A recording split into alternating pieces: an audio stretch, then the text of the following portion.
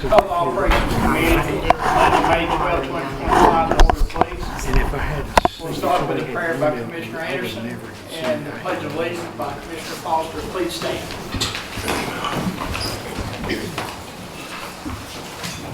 Let's bow our heads, please. Lord, thank you for allowing us the opportunity to serve the public good, for living in a country where citizens can petition their government and speak freely. We know there's more that unites us than divides us, so as we deliberate tonight, please help us to choose our words carefully and have a constructive meeting. Please be with all our high school seniors as they graduate later this week and go out into the world with all the newfound freedoms and responsibilities that adulthood brings. We ask all these things in your Son's holy name. Amen. Attention, salute, pledge. I pledge allegiance to the flag of the United States of America and to the republic for which it stands, one nation, under God, indivisible, with liberty and justice for all.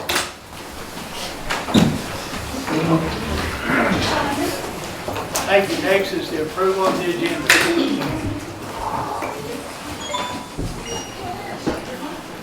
Motion approved. Second. Got a motion to approve and a second. With that, any changes? All in favor say aye. Aye. Any opposed? Motion passes. Next is appearance of citizens. Everyone out here that would like to come and address this committee. Seeing none, we'll move on to the mayor's report.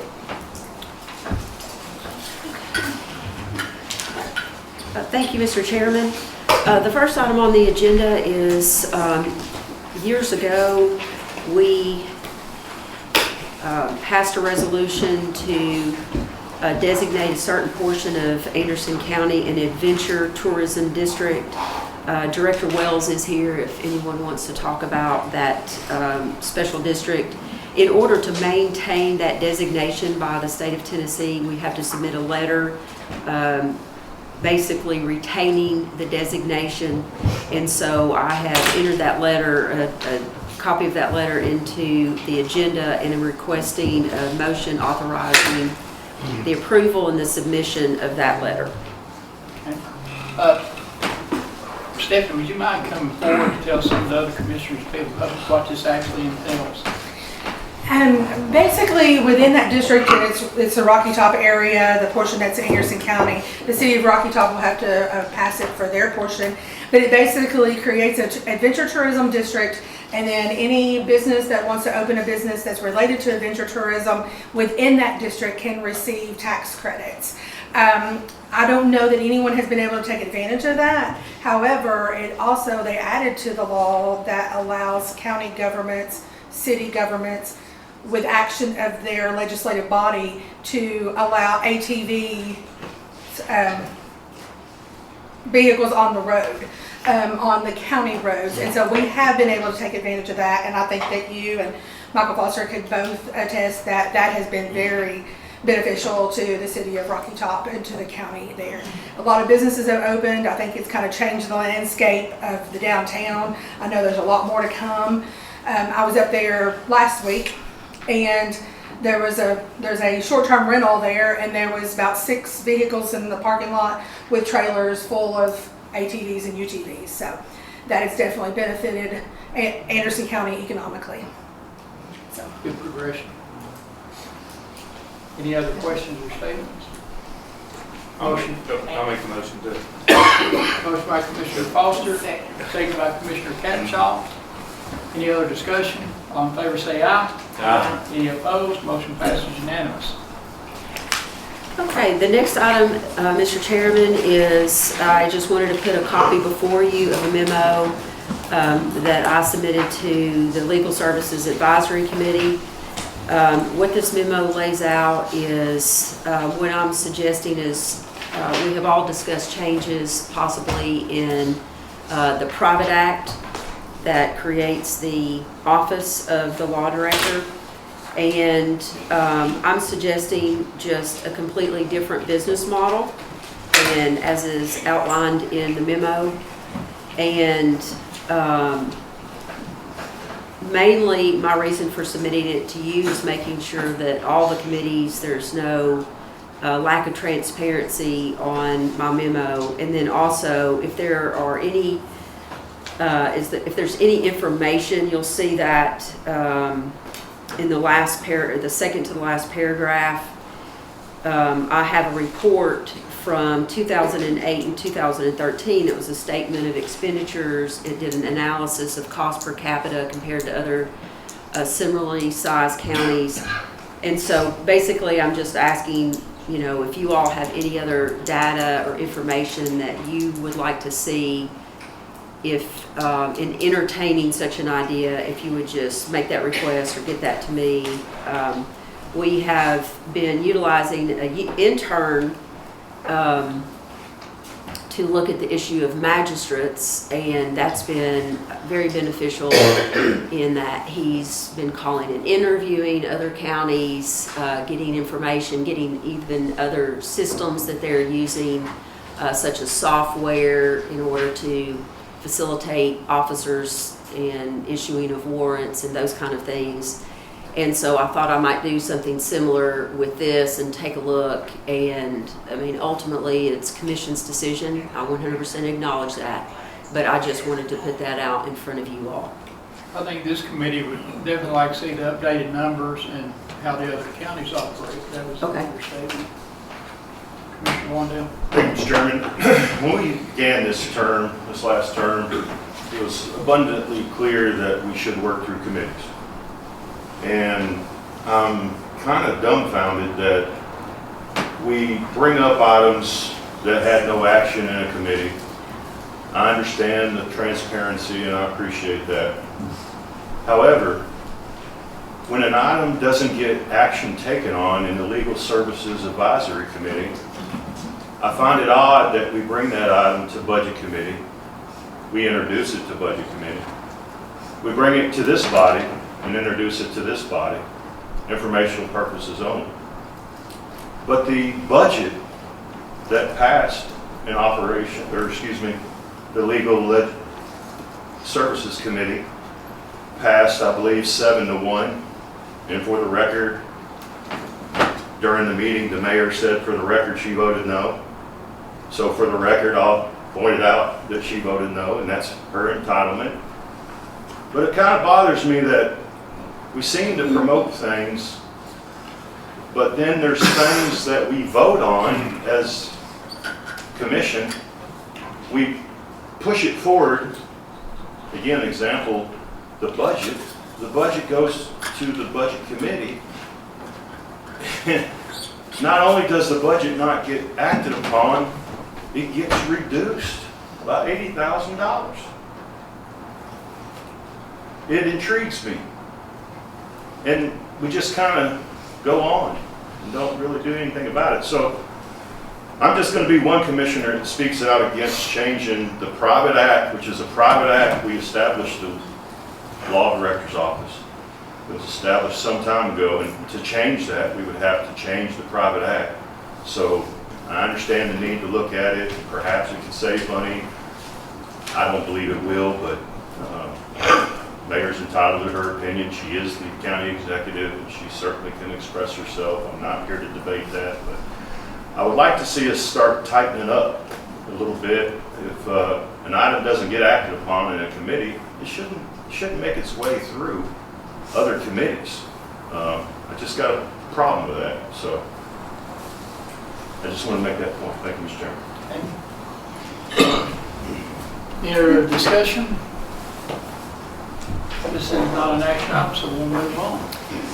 The next is an update only on the dispatch. So this committee and full commission asks that we work on the either co-location, I think even the word consolidation was used, but I just wanted to make the committee aware that I have been attending the 911 meetings. Currently, what 911 is doing, we had the Mission CIT fire study, and the E911 board is actually embarking on their own study for full dispatch. So Mission CIT is doing stakeholder input interviews and surveys, Then there'll also be boots on the ground here. They'll meet with the sheriff's department. They'll meet with some of the agencies, you know, some of the elected officials, and they'll do a similar study for dispatch. So I was just letting you all know that that was continuing to be a work in progress. Any comments to make? All right, we'll move on to the law director's report. It's there in front of us. It's pretty much lays out everything that's going on in our office. Folks have reviewed it. Do you have any questions? I'll be happy to answer if I can. Commissioner Wandell?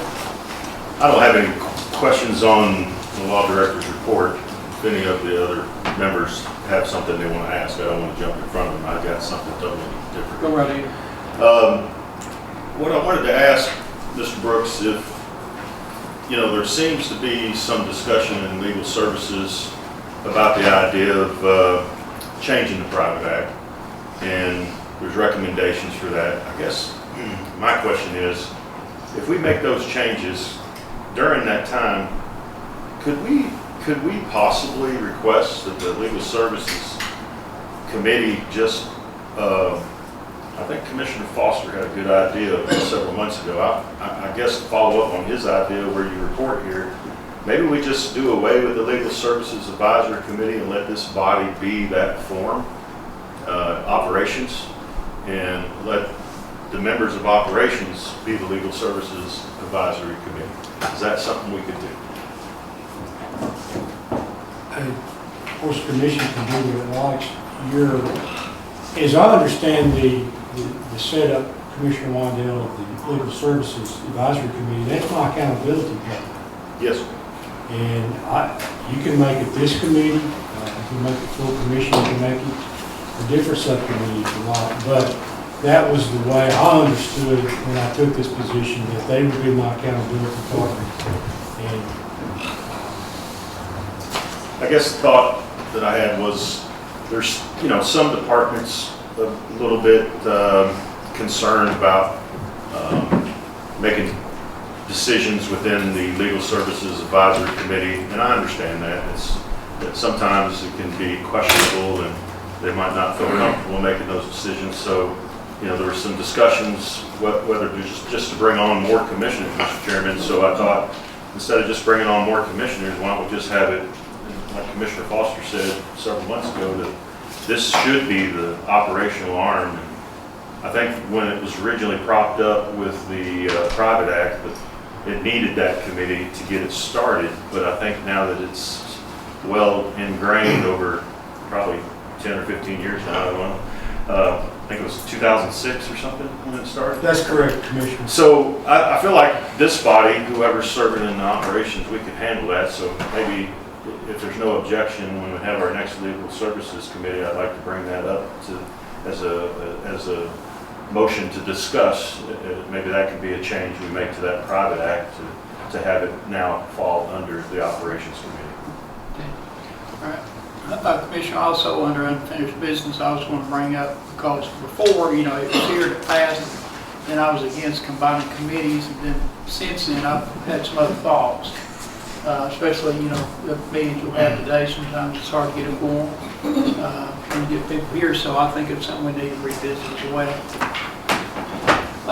Is anybody else? Go ahead. I'm sorry, Commissioner. I would say the Legal Services Advisory Committee is established by that Private Act. That's a statute, basically, that set it up, set up the membership, and set up its role. So I don't know how easily that can be reassigned, given that it is part of the Private Act. But if we make suggested changes to the Private Act to the state, could we, in other words, we would change the membership from department heads to Operations Committee commissioners? Yes. And I think there was and it's speculation on my part, I think there was probably good reason for department heads being Oh, yes. on there, because you're interviewing candidates and they all run their own office, so they're familiar with employees and stuff.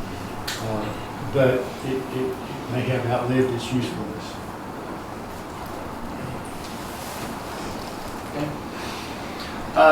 Back on our last Operations Committee meeting, we passed a motion to have a resolution winning grant for underserved disadvantaged communities seeking from the state to provide fresh water. And it went, it has full commission. Are you working on that resolution? I'm working on the resolution, but I do not have it ready, Commissioner. Okay, all right, I've been asked that question. And then the other thing is, the question I had is, I think the budget went into executive session. And I've never seen a committee go into executive session and other commissioners had to leave. When will the other commissioners be made aware? I was made aware of it by actually an employee that works here in the courthouse and told me everything that went on. And I thought, so much for the executive committee. Because then I actually talked to a couple of the budget committee members. They didn't want to talk about it. And I said, well, this is what I was told. And I kind of got the indication that they were spot on. And that came from an employee because they were asking me about it. I said, I don't have a clue, and I've never seen a committee go into executive session unless all the commissioners are privy to the information. Okay. Well, I looked at that, Commissioner Isabel, and that was the decision I made as to the role that the Budget Committee was playing, and that is reviewing a bid protest. Yeah, under the committee that was combined. That's correct. Yeah.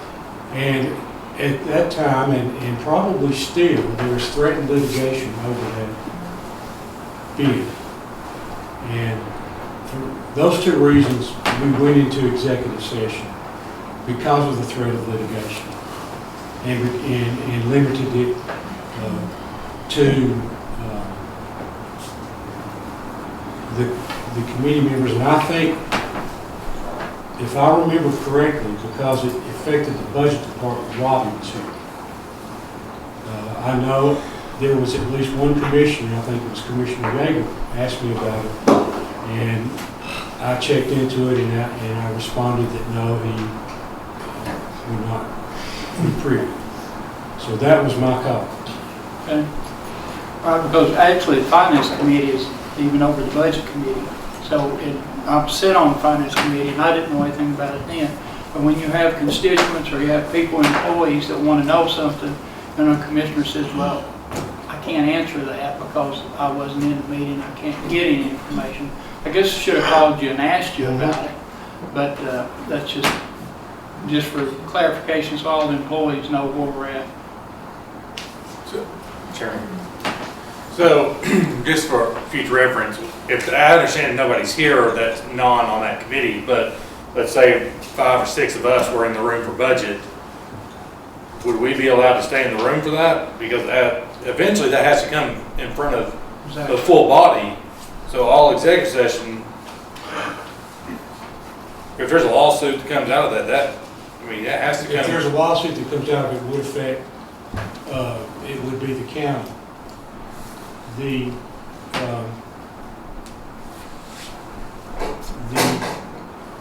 bid protest, whether it's granted or denied, that ends it. The remedy for the aggrieved party is to take action in Chancery Court. So there's no coming to commission with a report on that vote, I guess. That's at least my interpretation of it. Once they fulfill their role as the reviewer of the bid, decision is made, and then the consequences flow from there. Is that an answer to your question, Commissioner? Well, I mean, even kind of, but I mean, we approve the contracts, and that's a decision that's made by the full board. I mean, it's come out of committee, and then it comes to this full board. But if there's an executive session and a committee is called, an executive session called a committee, if I'm sitting in the room and I'm not on that committee as a commissioner, I should be able to stay in that executive session as the part of the legislative body.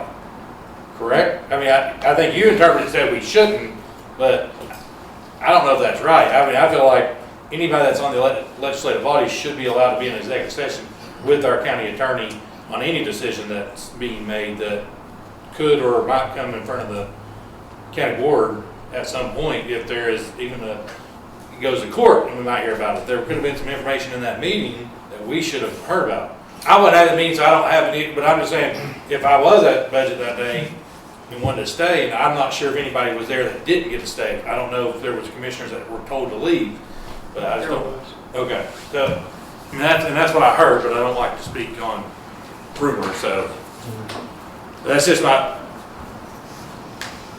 where that legal opinion came from. I know you're here to give us legal opinions and legal thoughts, so that, but I do have some issues with that.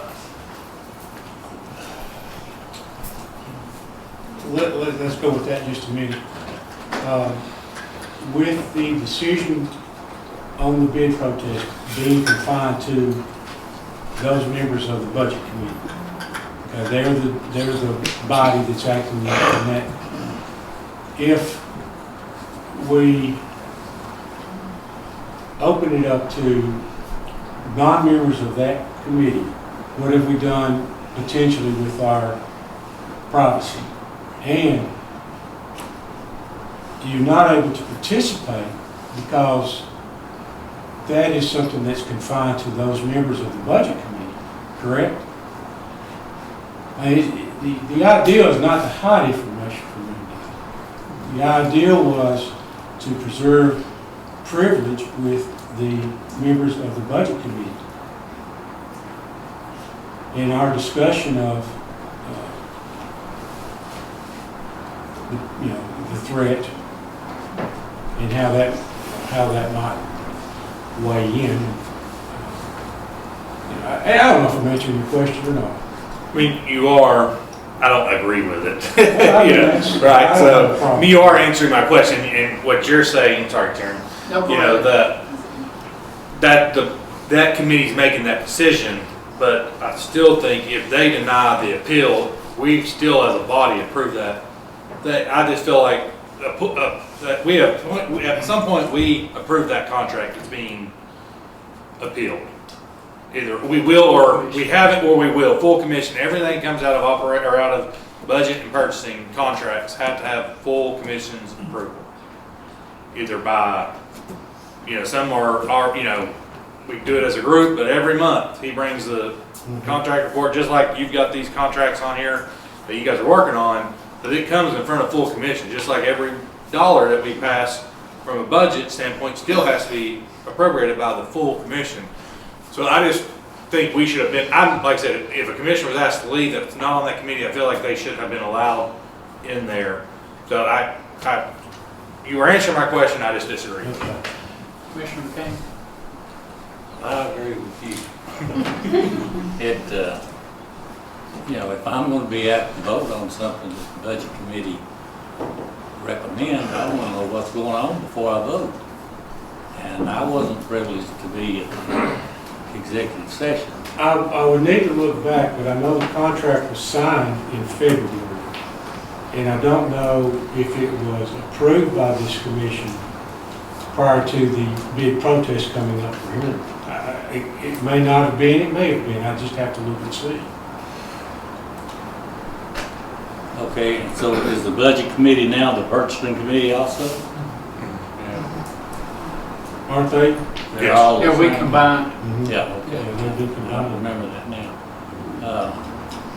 But I agree with Commissioner Foster. If I'm gonna be asked to vote on it, I wanna know what's going on before I vote. Okay.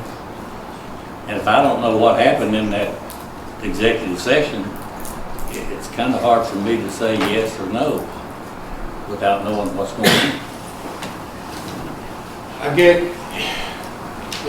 not to belabor the point, but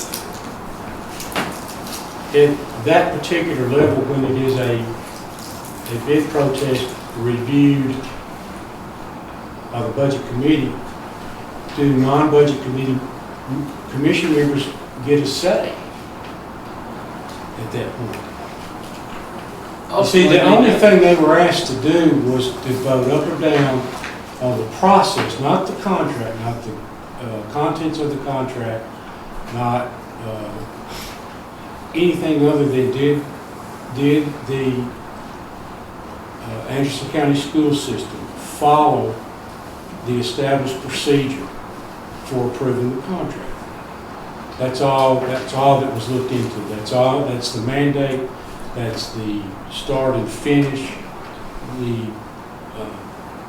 that encompasses everything that they're to do. In the executive session, what were you asking the budget committee to do? Or the To- purchasing committee? Since the contract had already been approved by the full commission. Well, I'm not saying it was, I'm just saying that I'd have to look back, Commissioner, to be sure. The, Mr. Chairman, I'm not sure we need to be diving into what was said and wasn't said in the executive committee.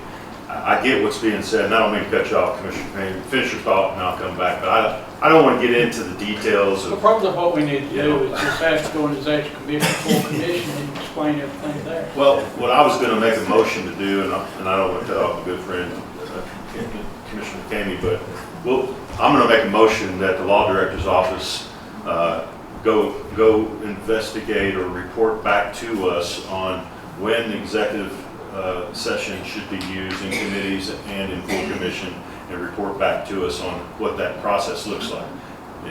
Since I've got the floor for a second, I hear both sides, and I don't disagree with both sides, but from a legal standpoint, I would imagine you wouldn't want anybody out in the audience in case there is legal action. Yeah, but that's the thing. Evidently, somebody in here talked to Well, people in the courthouse and they came. well, that's a separate subject. That's not the law director's fault. I mean, Well, we'll take it up under that- full commission and he can. that's, we can do I mean, that, I suspect that happens under other executive sessions too. We just might not talk about it then. You know? You know, I just don't want to belabor the fact that I'm not an attorney. I don't think none of us around this table is. I mean, I said it in an executive commission meeting one time when law director Yeager wanted the mayor out. Yeah, I remember that. And she said she had the right to stay, and she stayed. So I imagine if a commissioner wanted to stay, you could take that ground if you wanted to. I mean, but I don't want to hang our law director at the stake because he did something he thought was protecting us. I mean, Please give us an explanation. Okay. Mr. McCabe, you want to I'm continue? good. You have something? Good. I just, yeah. Anything else for the law director?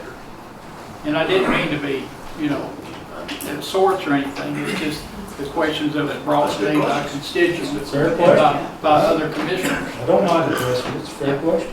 And Mr. Chairman, just real quick, just to, whether it's executive session has half the commission or all the commission, if we're getting if we're getting somebody that's asking questions about pending litigation or possible litigation, we really need to try to avoid answering that. And you're right, I mean, that's. Yeah, it's real simple. I said, I have not a clue. Right. Anything else? Okay. General Sessions Court 2 from April County Commission is a private act. Commissioner McCain? Yeah, I asked for a workshop on this, and if you notice, the law director gave you everything that's happened since we approved it back in 1992. There was a memorandum of understanding that was passed at the same time the private act was passed that said the city of Oak Ridge shall, and it was what they are supposed to do. Well, since then, things have changed, and there's been 3 or 4 different memorandums of understanding sent to the city, and it seems like that they don't ever act on it. We've got well over $1 million in the last 5 or 6 years in courtroom space. And that's the main thing that the city of Oak Ridge was supposed to do in the memorandum of understanding if we passed the private act, was to provide the space. And they failed to do that. I know the county law director was asked if they were in compliance with the private act, and he said, yes. I don't think they are, because that memorandum was basically part of the private act. But like I said, that's why I think we need a workshop. And the one you're talking about is House Bill number 1955 and Senate Bill 1962. Is that the one? Yes. That's for the folks at home that want to look that Now, up. the Section 2, Commissioner Isbell, amended previous Section 14. If you look at those last two lines, there's the wording. Subject to the City of Oak Ridge, Tennessee, providing adequate courtroom space, adequate courtroom and office facilities for the judge's support staff. That's all it says.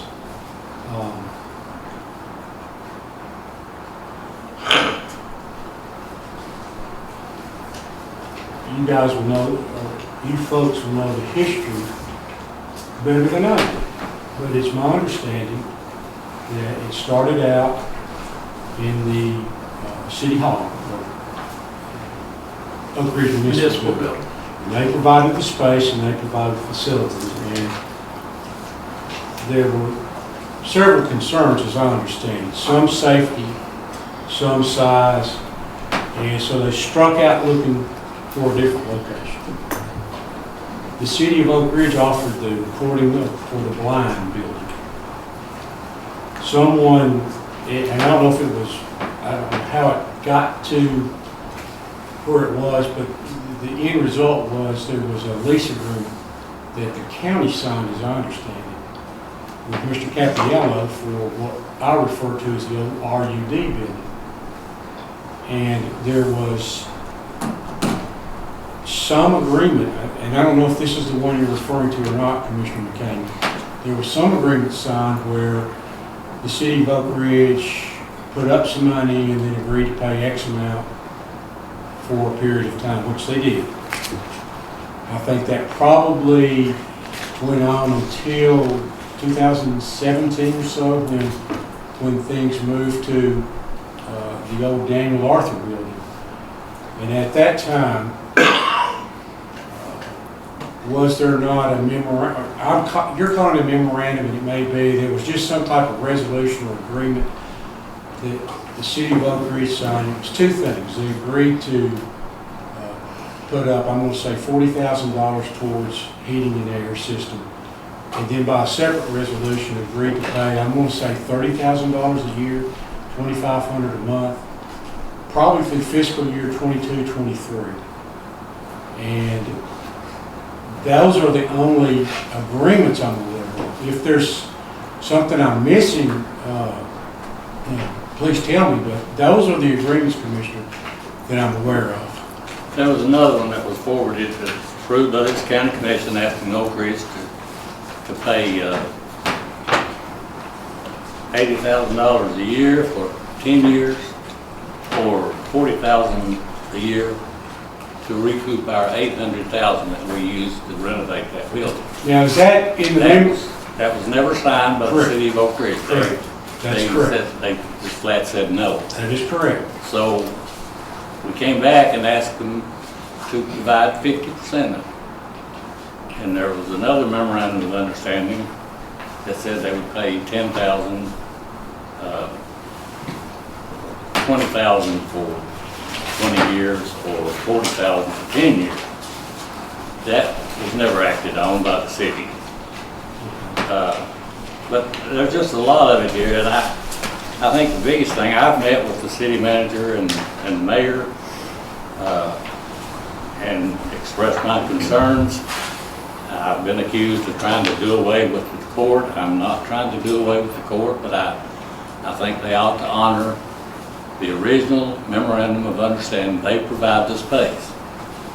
It's costing Anderson County tons of money that shouldn't have to be, and they're sitting there paying nothing. For the last 2 or 3 years, they've paid nothing, not even the utilities. You know, years ago, and most of you don't remember this, but I was on this commission when Oak Ridge closed their county jail. We had to take all their prisoners up here that they were holding in the county jail. The weekend after they elected to close it, they went in and cut all the bars out so that there couldn't be any, give us some time. There was no time. We had to wind up building a $14 million jail. We contracted with the city of Oak Ridge on the animal shelter. out of the blue, one day they call us up and say, we're not gonna do that anymore. And you see what a hot mess we've got now because of the animal shelter.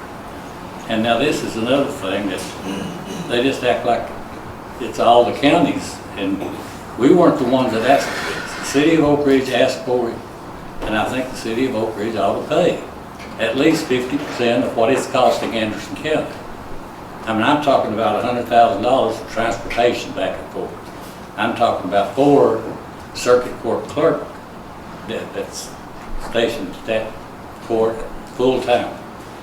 Security, we're providing the security. I don't know why we have to provide the security, why Oak Ridge couldn't do it. They've got a larger police force than we've got the sheriff's office. But, you know, there's, like I said, right now they're paying nothing. That's true.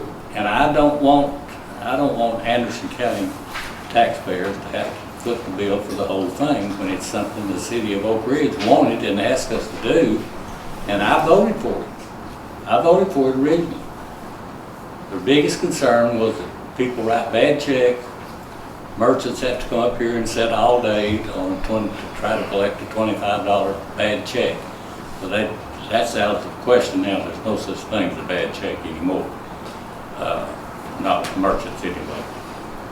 But I asked for a workshop, and I want to get the Oak Ridge city manager, mayor, somebody to attend that meeting, and the judges, you know, they would have a say in it. I asked for a workshop, and it was not voted down. It was referred back to this committee, and then we didn't take any action on it in the committee last month.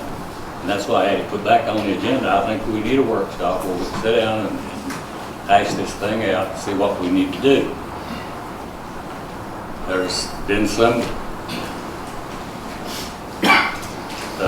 back when Judge Layton was here, he said that we could move it back to Clinton. Well, that would save the county tons of money if we did that. But I talked to Judge Bowling, and she said, well, I don't know how that would work, you know. So I don't know about that, but that's why I say if we get the judges, the city, and maybe a committee or somebody from the county or the full county commission to have a workshop and just figure it out. Commissioner, have you got, go ahead. I know you had mentioned Commissioner Kennedy had mentioned a workshop, but it seems, I guess if you call a workshop, we can't make Oak Ridge, we can't make it come to a meeting, but maybe we can work with, putting a meeting together with the law director, the judges, what commissioners want to be there, where maybe a workshop where, if we call a workshop, I know we had originally tried to tie it when we did the minimal shelter workshop, but workshops tend to be for the public and doing, you know, having a discussion on things, but maybe having a meeting with some of the people from Oak Ridge, some of the judges, where then we go from there where we can negotiate and have this conversation. I know the law director, I know previous law director was in communication with them, but I don't know if our current law director has had communication besides following up on some of the emails. I mean, in fact, I exchanged a couple of emails with Tammy Brackett this morning. I think there's interest, and in fact, I'm sure there's interest. They want to move the ball forward. Perhaps we could just invite them to come to the next operations committee instead of a workshop. I would propose we send it to the Intergovernmental Committee, which is designed to handle situations like this. But just a couple comments. When I did all that research on the animal shelter stuff, the last payment to Oak Ridge was in 2015. I'm not sure the city of Oak Ridge said they didn't want to take the animals no more. I mean, you may have a different story. I think what happened is we as a county decided we're going to have our own shelter. That's the shelter we have now. We spent $85,000 was the last check we wrote to the city of Oak Ridge for animal control. We bring the animals to the city of Oak Ridge, $40 an animal, including one goat. And that's the way it was set up. And really, hindsight being 2020, that's probably a good deal. Because now we're in a situation where it's kind of tough. So, you know, we can get another intergovernmental committee, and the members, the mayor's part of that. We can talk about it and see where we can go. I don't want to do anything different to upset, you know, the fortunate news is that court isn't in trouble. It's doing a good job. Yes, it's costing us money, I agree with you. And I think the city of Oak Ridge is open to the idea, but the city of Oak Ridge is also building a brand new animal shelter. What a good time to maybe talk about, let's revisit what we used to do.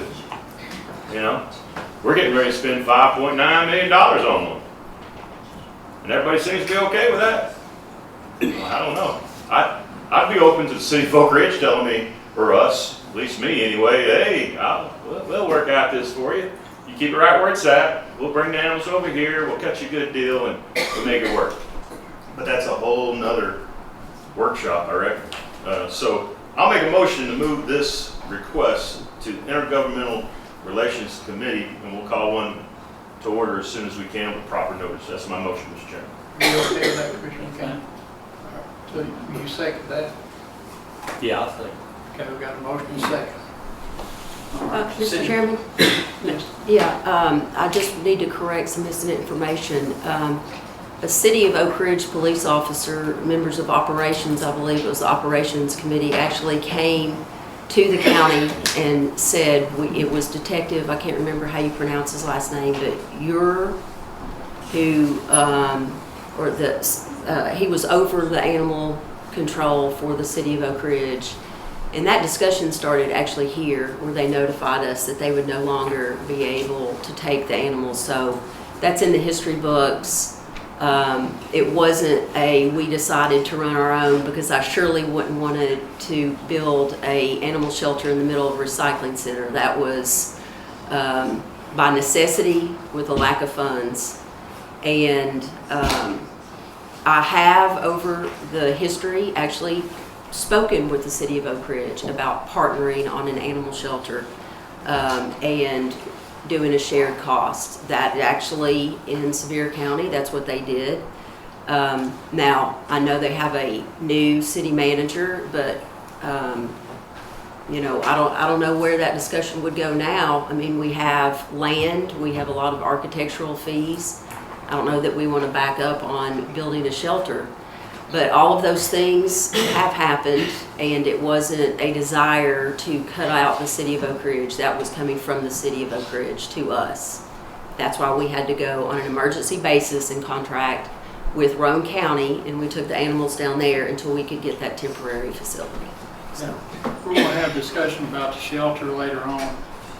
We'll stay on point right now. I just have a question. Oh, go ahead. I see that we got our circuit court clerk and our Yeah, I was judges just going out to there recognize today. them. If See if they they had want to anything speak. yet. Thank you. Judge Stuck, Judge Bowling. Thanks for having us. I guess we'll see you at the next meeting. We're just trying to stay informed, and this is all new to me. You know, I ran this position and sworn in, and then realized that behind the scenes, there's all kinds of legislative functions that affect the court, so I'm trying to learn it. Yeah, some of us old timers remember all that stuff. I think I was 12 when y'all voted on it.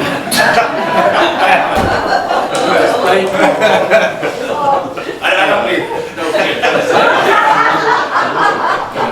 We'll remember that.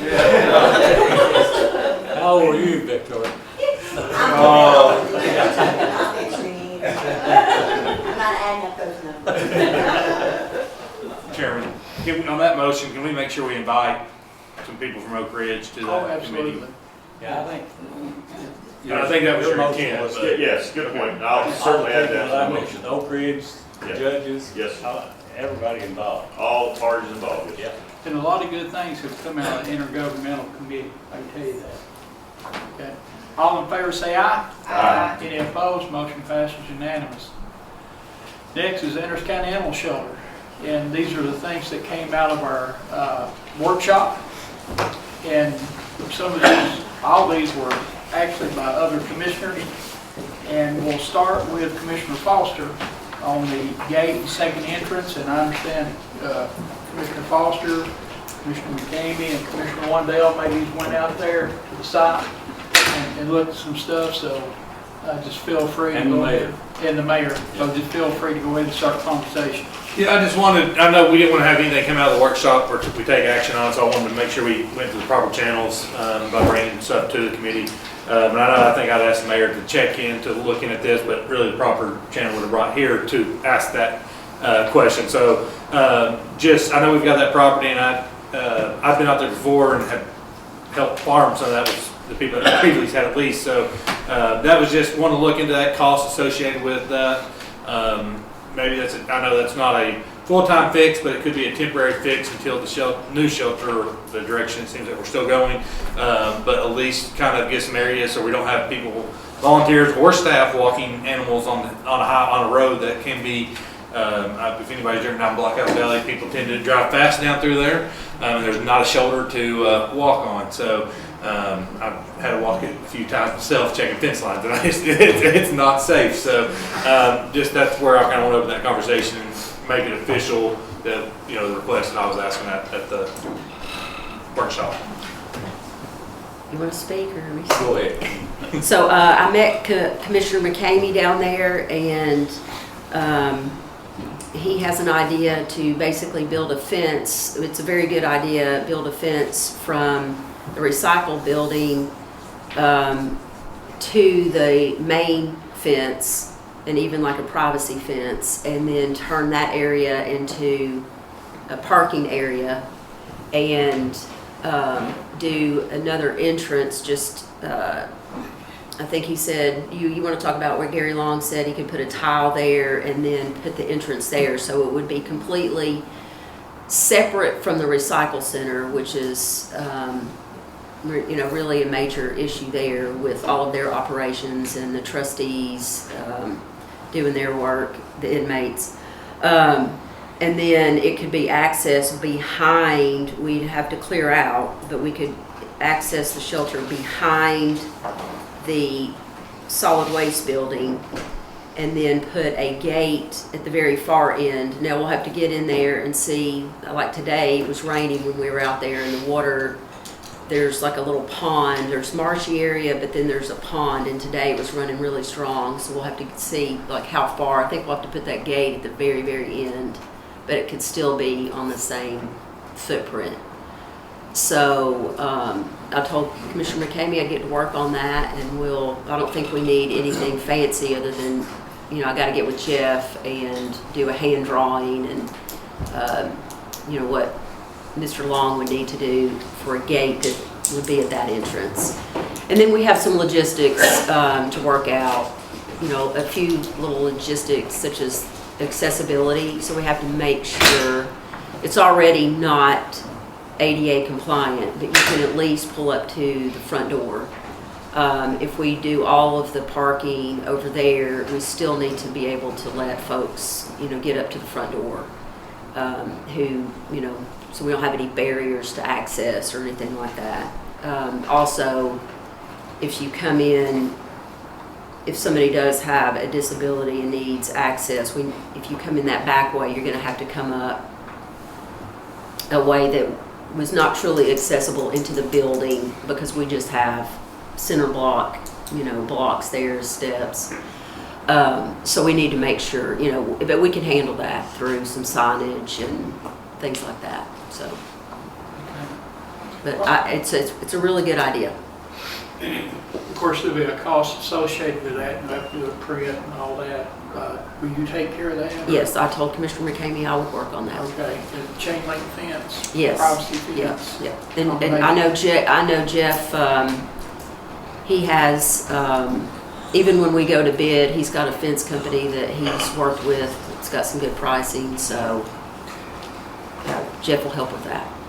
Okay. Chairman, yes, if you don't mind.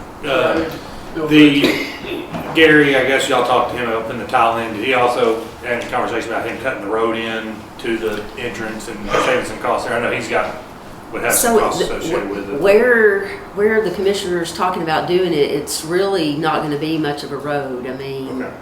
it's it would be more of a walking trail. Yeah. But if you stay on the upper side, that's why we need like, and two culverts. One for the entrance and then another one for that water that's in the pond that she was talking about to get to the ditch. And then go across that, just parallel with Blockhouse Valley Road. Okay. And you can go back through there in half a mile, whatever you want to. And Tracy talked with Gary Long, and he said he'd do whatever he could do to help us. Is that right? Well, that was before I met with you. I was talking Yeah. about coming through the field, Yeah, the big long. Well, you was talking about more than an hour. All the way across that 50 acres. but he said he would do whatever we needed done. So, just so, from the gate at the current entrance, how far up are we talking about from the current entrance of the, I'd say 25 yards. or Okay. 30 yards. It's- back towards the Clinton side? Yes, sir. Yes, same side. Make sure I had my visualize in my head where we were talking about. Yeah. So, okay, that's all I got, Mr. Chairman. Thank you. Yes. Commissioner Wando? Yes, Mr. Chairman, I'd like to make a motion that we approve and fund the recommendations for a new fencing, a new entrance, ADA compliant if possible, with new walking trails for the animals to be installed as discussed previously by Commissioner McCamey and Mayor Frank. And I also suggest it be funded up to $25,000 out of the undesignated fund balance. I'm not sure how much it'll cost, but I feel like $25,000 will get us to where we need to be. And if there's any funds left, we just won't use it. That'll be my motion, Mr. Chairman. Okay. Do I have a second? I'll second. Seconded by Commissioner Barron. Discussion. Chairman, I got a question. Is there current money in their code where I know we've had some staff where we haven't filled positions where we're trying to hire people? Is there money that, I didn't want to take out designated fund balance, but if there's money in the budget, is that, and does it need to go to budget committee or to handle like for the appropriation side? I don't know if he was referencing the full commission after we passed it or if we were gonna, but I just didn't know if it could come out of their current budget. I don't know that they have that kind of funds in there. I mean, I can check, definitely. I'll run the account analysis. I mean, I would assume a recommendation, as in other recommendations, that if it does have a financial component, that monetary side would go through the budget committee. So, Unless you get a two-thirds vote, yeah. full commission. Correct. Procedurally, but I'm not against, I just wanted to ask those questions. No, that's a good question. I'm open to leaving that piece open. I don't know how we would word it. How about I just say with any available funding that might, if available funding isn't available in the animal code, then we go to the undesignated fund balance. Would that be reasonable? I'll make that change. You okay with that, Commissioner Barron? Chairman, Budget Committee, got any input?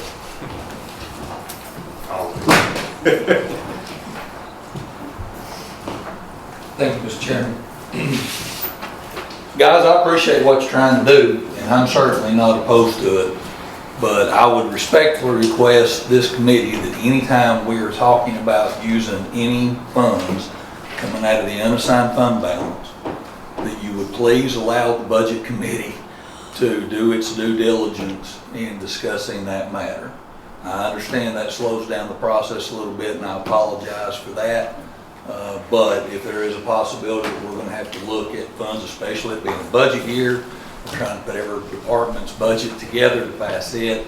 We're talking about a lot of stuff. We're juggling right now, trying to get the budget approved. I'd request that you all would kindly just send that request to the Budget Committee. Thank you, Mr. Chairman. I'm always a supporter of committees, and that's why I call it on them. Thank you.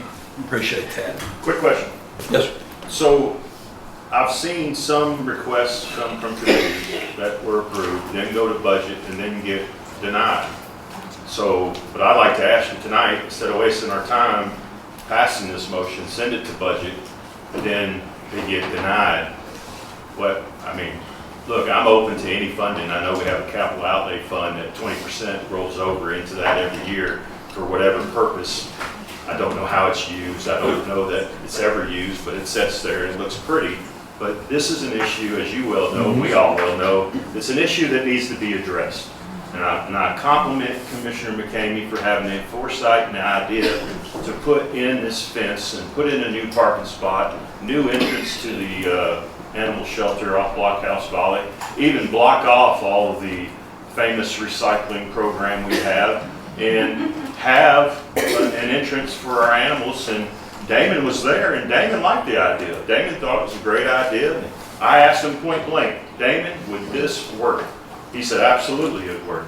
Would you be happy with that? He said, absolutely, I'd be happy with that. So I'm happy to wherever the budget committee can get the money. As my motion said, up to $25,000. Doesn't mean it's going to be $25,000. I think Gary Long will help us. I don't think he's going to charge us any money to do what he's going to do for us. So the money would be probably for the fencing, the mulch, and gravel or something, but that's it. So. I know there's a limit that the purchasing agent, they can actually spend without approval. How much is that? Well, you have to, if it's anything over $25,000, then it has to have quotes, and then it's over 50, then it needs a bid. Right. And if you have a project that's over $25,000 where you're doing this kind of work, then you have to have a licensed contractor who's working on it. So the $25,000 would be a magic number. I mean, that's why when we did the shelter, it was some donations, our air units were donated, you know, various things like that. So there are other requirements than just the monetary ones. But during the meantime, you can go ahead and get everything going, get quotes and all that Yeah. by the time it comes to budget committee. Yeah, and I'll work with our great folks at the recycling. Yeah, and we've Yeah. got 4 members of the budget committee here. And most everybody's shaking their head, yeah, so. yeah. I'll say this, It's Mr. just Chairman, procedure. we are fully aware of the severity of the situation. Okay, thank you. Mr. Chairman, I'd like to make an amendment to my motion based on those comments. I'll drop the amount to $24,900 instead of $25,000, up to $24,900. Okay. You okay with that, Commissioner Ritchie? All right, any other discussion on the motion? Are we Commissioner Ritchie? voting to send the Out budget? of respect to Chairman Val, I think we should send it to the budget. To budget, okay. Any other discussion? All in favor say aye. Aye. Any opposed, motion passes unanimous. Next is fees for the shelter. This is me. This is me again. There you go, Mark. I know we had this conversation, Mayor had brought us increasing fees for, made it optional.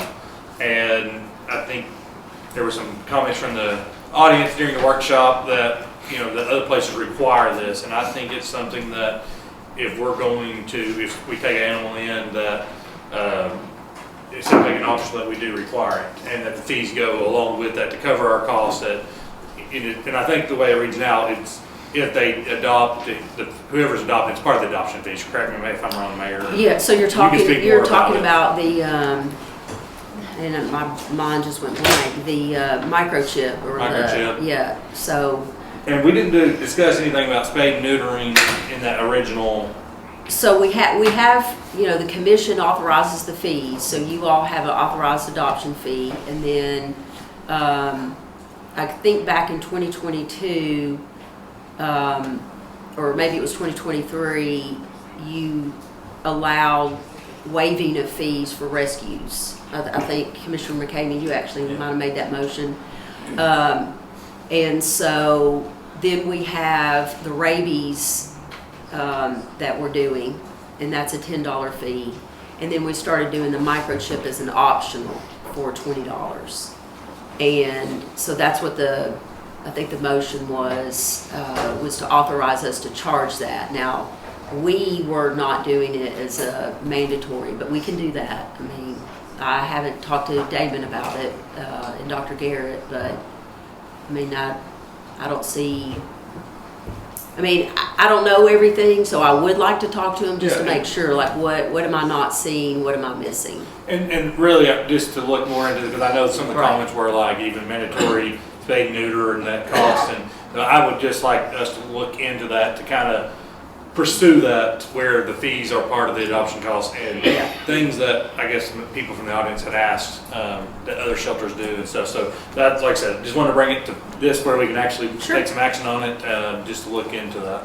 I can also, you know, I started doing some work too on what the other shelters are charging. So I did look at that even when I was looking at that initial day reclaim where we haven't raised that in so long.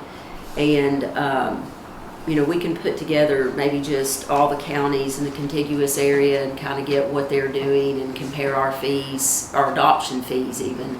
Because I think Malia mentioned, you know, some doing $150. And I know some folks do it differently, you know, like they may charge more for kittens or than they do cats. And we do have a differential there, but do we need to increase them? I don't know, so. And I just like I said, look at the, if we Okay. can, I don't know if that needs to be a motion or if that's just something that you can look into and bring back to us maybe next, you know, next operation meeting, if that gives you enough time to kind of pull some of that data together.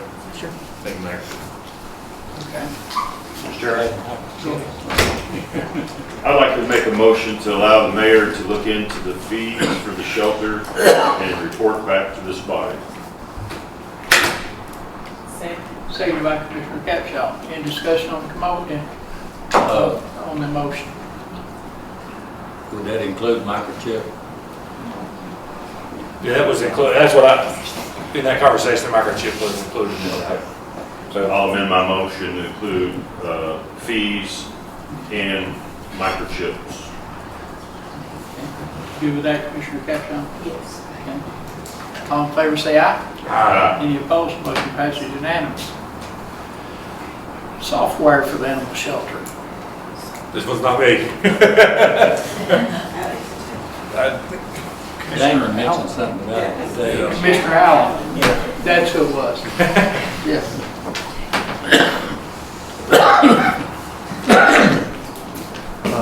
That was a very, very good discussion relating to the software, and I appreciate Nikki Ferrara for bringing that issue up for us.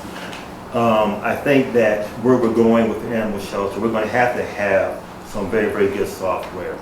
And Ms. Ferrara gave me two types of software. One is called Shelter Love, and the other one is called Shelter Buddy. And this software, it is compatible with the adoption, Adopted Pet and Pet Finder. In particular, Shelter Love is a way better interface for that. yeah, so what I would advocate is that we allow the Director McKenna, to actually look at these particular pieces of software and other software and come up with a decision based on these software, which one would be better for Anderson County. So I don't want him to be limited on these two. He may pick one of these two, but however, let him have the flexibility and his staff to look at the software, ask him more questions about the software, and just pick one that he feels would be compatible with what we're trying to do with Anderson County. That would be my recommendation. I'm not sure of the cost of the software. Do you know the cost? Yeah, the cost of the software is, Shelter Love in specific, is $2 per adoption. If the animal is reclaimed or transferred out to rescue, it is free. Additionally, if you use their credit card processing, they charge a fee to use their processing on a per transaction basis. But if you're using your own, or if you're a cash and check only type facility, then you totally bypass that. It's just $2 per adoption. The other thing too. Software itself, there's no cost. Correct. The Yeah, software and- itself is no cost. It only costs if you adopt the animal. Yeah, and the other thing too, is they do have free trial versions, so he could play around with different types of this software, come up with the best fit for our county.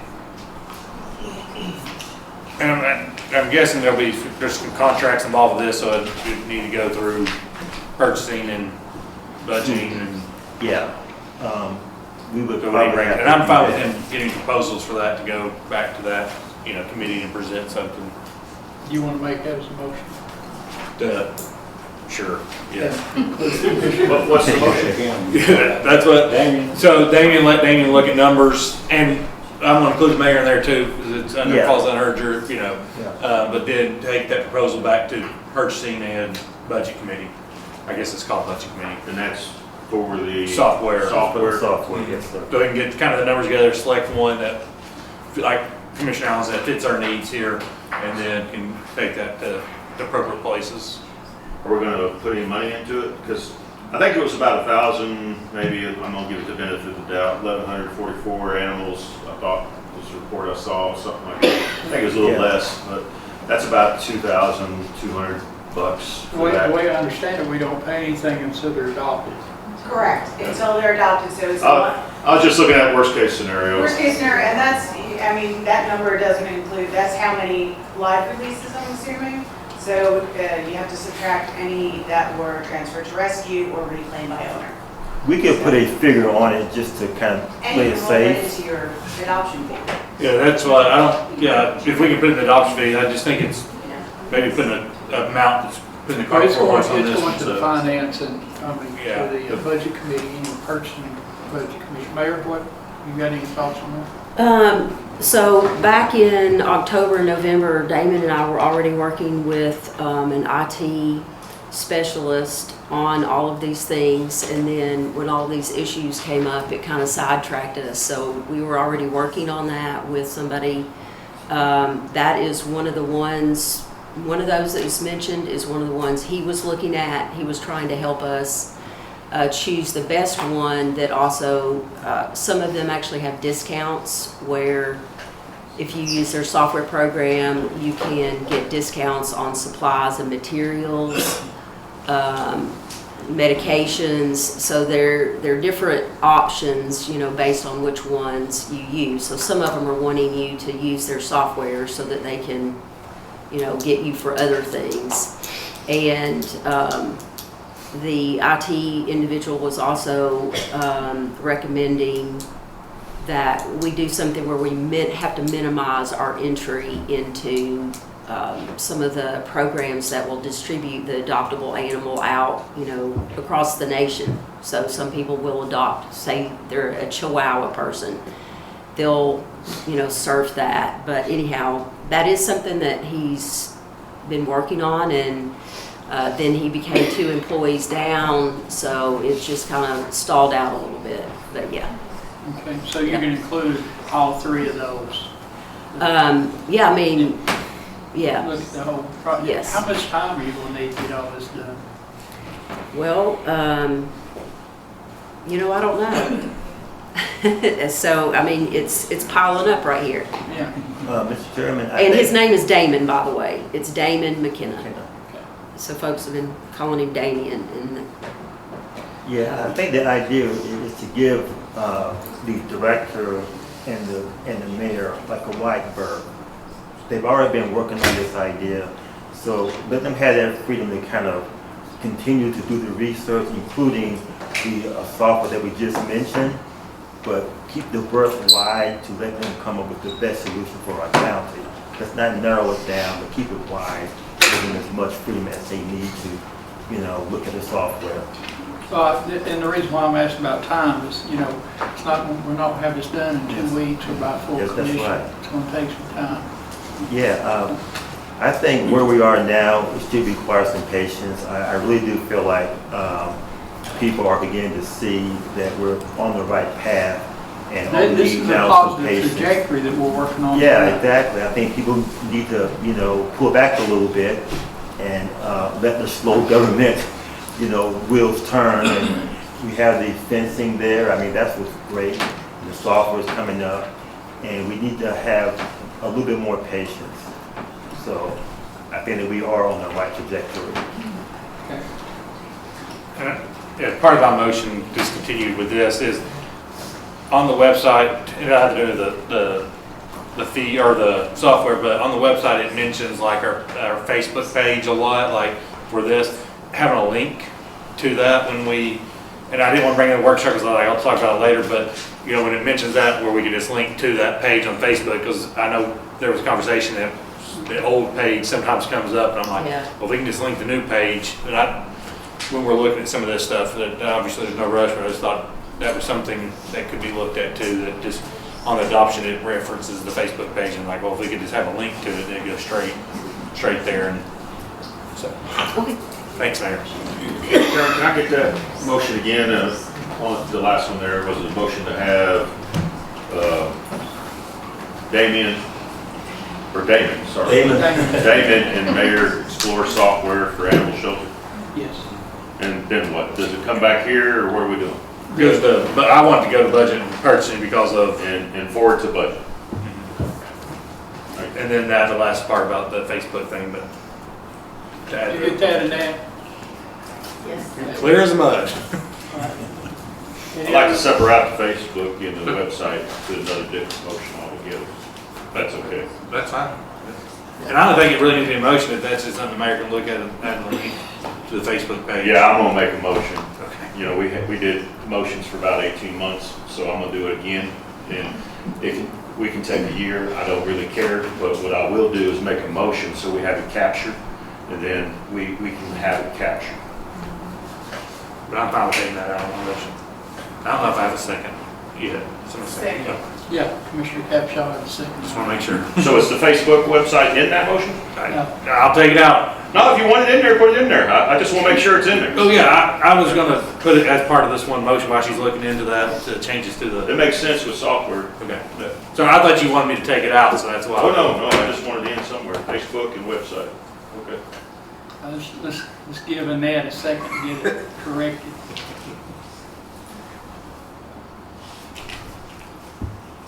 All right, all in favor say aye. Any opposed, motion passes. The next is audit for the animal shelter. Mr. Chairman, I make a motion, we forward to the Budget Committee a request to have a financial and operational audit done on the Anderson County Animal Shelter. I so moved. Okay, we've got a motion, we have a second. Seconded by Commissioner Barron. And what committee did he say? I'm sorry, I missed that. He said forward it to, Budget, oh, but, so they can figure out how much money to put towards it. gotcha. I'll say one thing about doing an operational audit. We've had them done for the county before, and we did one for EMS.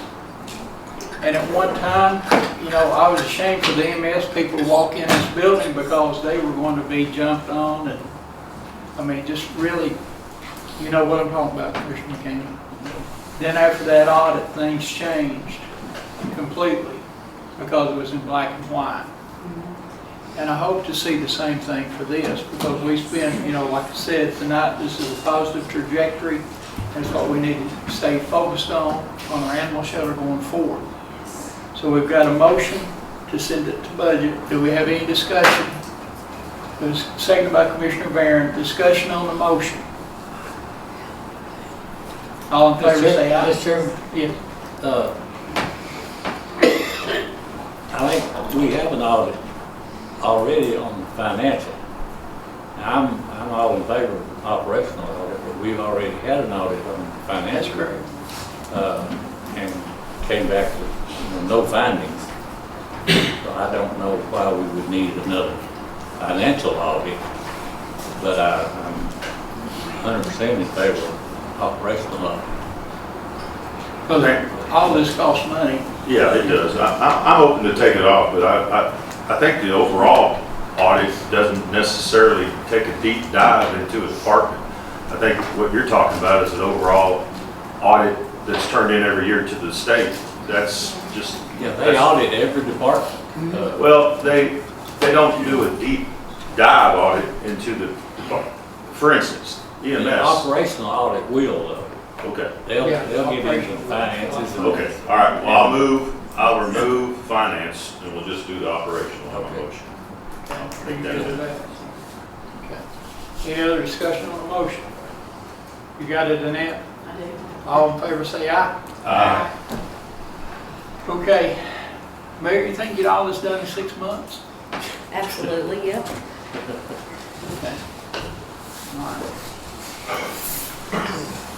Anything else on the animal shelter before we move to Claxton Park?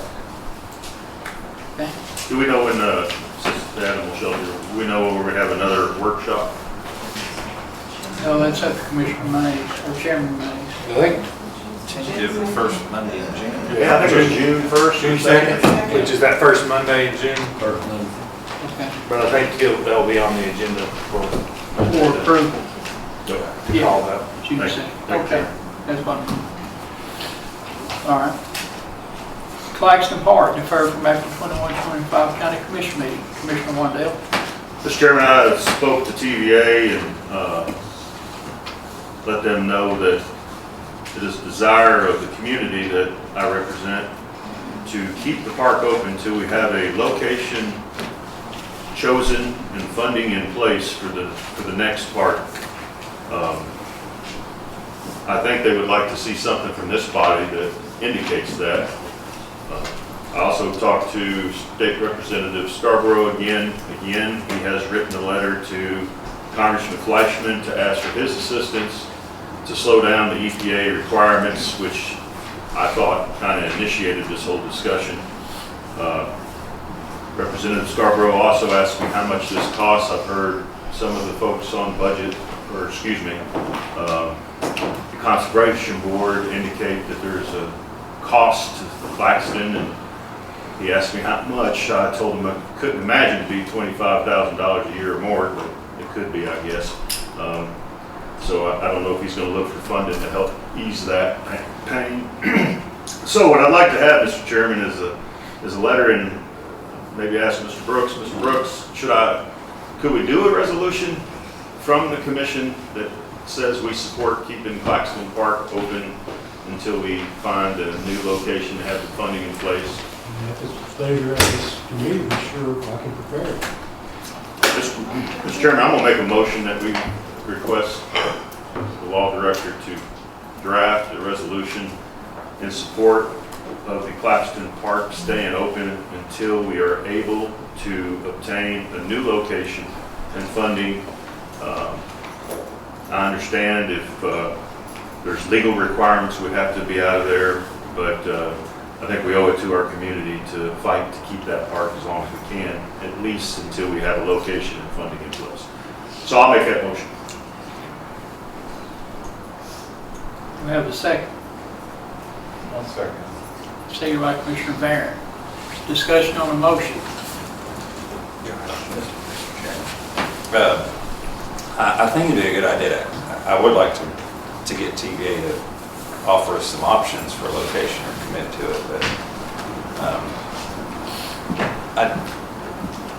I think we're coming up on that December deadline, and I know they're going to start work with deconstructing or doing whatever they're going to do. Bull run. So I don't want to work in a. Having been on the conservation board, I don't want to go in a kind of pull in a different direction from the conservation board. But I do think we need to know. We need to get maybe a more firm commitment financially from TVA and some options for a location. But I wouldn't necessarily want to tie keeping the park open until we get that. I guess because it's going to be counterproductive to what conservation board worked on. But I'd be happy to support like a resolution or something to TVA to say, hey, we know this park's going to sunset, so, and we know we need to close it to work with what you're doing there in Bull Run. So please give us some options for where we can relocate as seamlessly as possible. And I'd like Commissioner Palmer, who's on the Conservation Board, I know she was the one that asked us to come back to this committee, get some information from Conservation Board about the park. If you don't care to come up and talk at the podium for us. Thank you so much for that. The Conservation Board is planning on, it will be decommissioned, I guess for lack of a word, on December 1st. So the Conservation Board has moved to start removing anything that we could take to put to another park on November the 1st. And it is the Conservation Board's desire to continue with that timeline, because we've been, they've been planning this for a year or longer. So I'm new to the Conservation Board, and so I'm getting up to speed. Commissioner Anderson probably knows more of the history, but it's my understanding from the last meetings that we're continuing on this course until someone says otherwise. I don't know what else to report on it. If TVA is willing to let someone else take it over, I know Optimus was mentioned.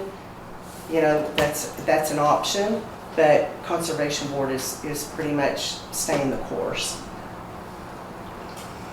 And I think there were some safety concerns with the playground equipment. Absolutely. So we had a claim, I think maybe a year ago, last year, a child fell on a nail, hit her right between the forehead, between the eyes. The county paid that medical cost. I'm not sure if there was a lawsuit or not. I've not heard anything about that.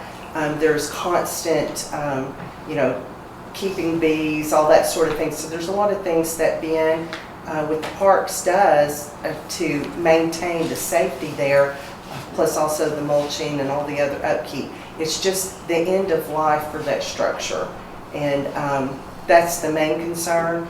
As far as the other agreements with TVA and such, I don't really know. That would be more the mayor and perhaps Commissioner Anderson, but the Conservation Board is pretty adamant about we're not going to continue with this park, continue servicing it, keeping it up. They're planning on, turning it over to TVA, or if the Optimist or some other organization, they're planning on doing that January or December 1st.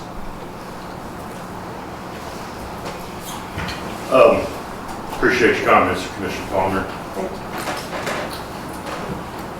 First it was coal ash. TDEC did studies on it. It's on the website. Now it's a nail.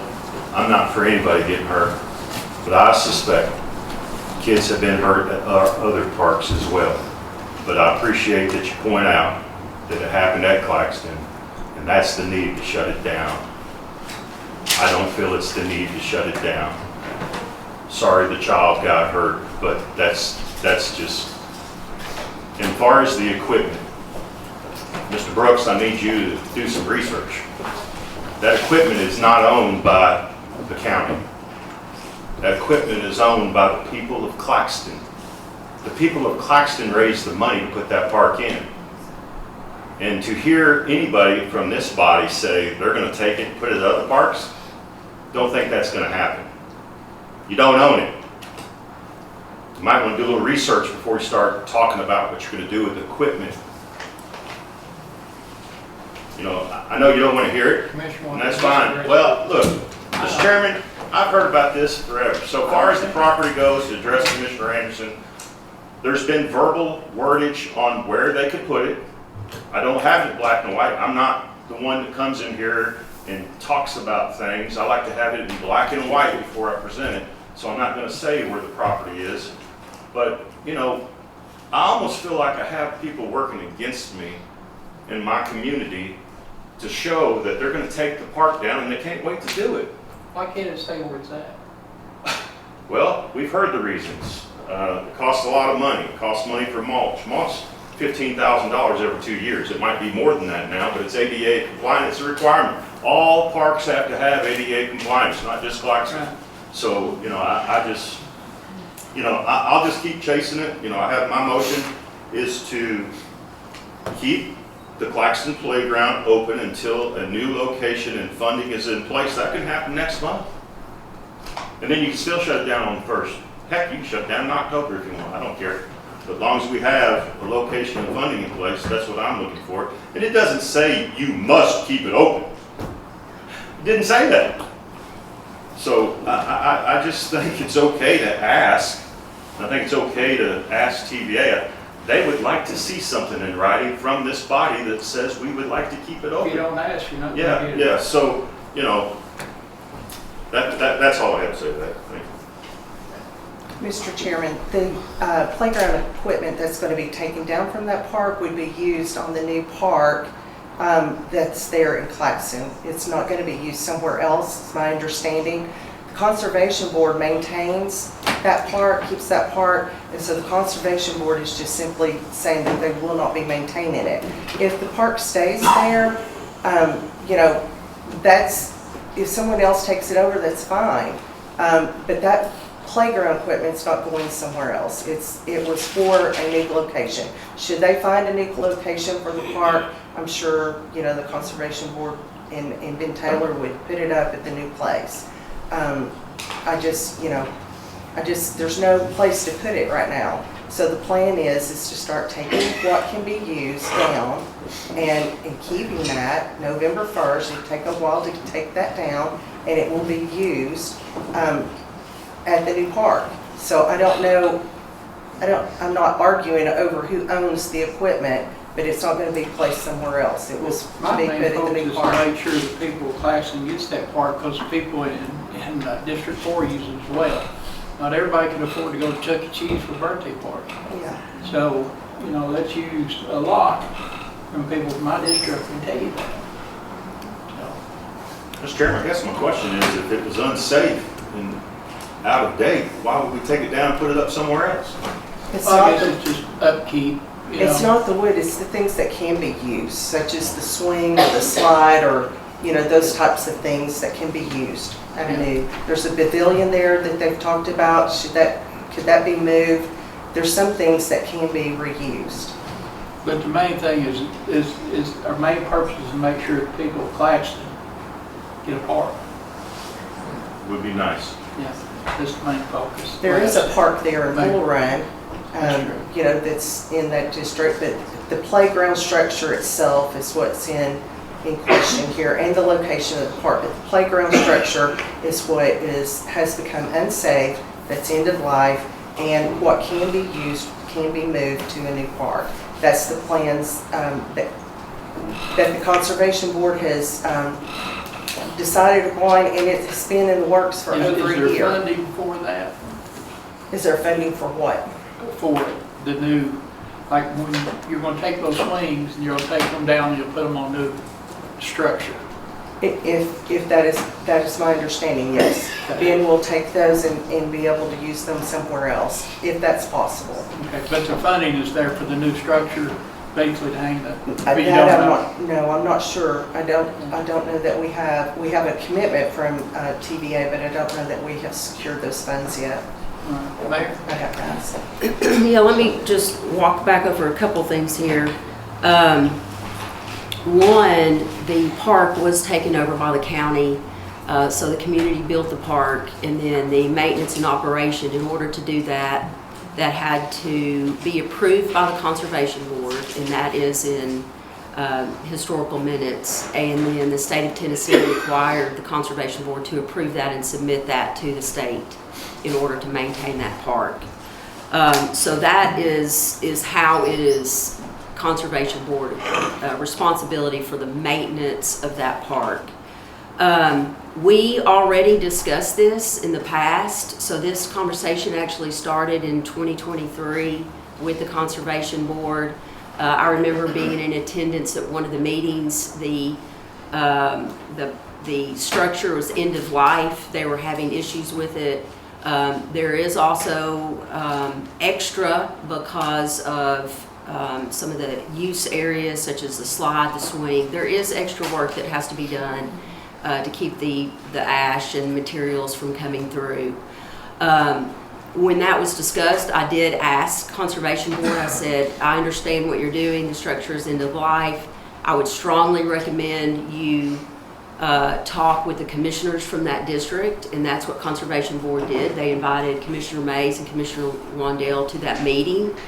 The Conservation Board voted to end maintenance of that park, and then asked the mayor to try to work with TVA, because the county has the lease of the land. So and I call it a lease, it's actually a recreational easement. And the county did pay for that back in the day when that was put in place. I can't remember what the number was, but I've got that document and can share that with commission. I think it was 11 or 14,000 or something like that at that time. So that all came to this committee. The discussion was had about well, let's leave it open until we get another location. That did not achieve approval, and the county went through with the termination of the easement. As I worked with TVA on this, it was negotiated that at a savings to the county, that they would take on the liability and the responsibility of the demolition, which that I viewed and the Conservation Board viewed as a win. That's something we don't have to do the work. We don't have to dispose of the materials. We don't have to deal with anything environmentally related. And that was voted on by commission. The termination of the easement was voted on by commission and was filed with the Register of Deeds office. That is an active contract and agreement that is in place. So procedurally, if we want to do something different and we want to change what this county has already agreed to, then you need a complete rescind. We don't need a letter. You need to actually rescind actions that have already been taken. If Conservation Board is not willing to maintain it, then the issue becomes who is going to maintain it. And I certainly don't have the capacity to maintain it. I would recommend, I understand, if I'm in a commission district, I completely understand the desire to do something for my community, without a doubt.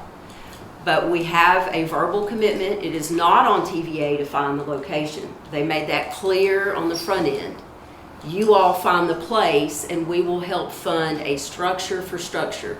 So what's the equivalent of the wooden fort? We will help fund something like that.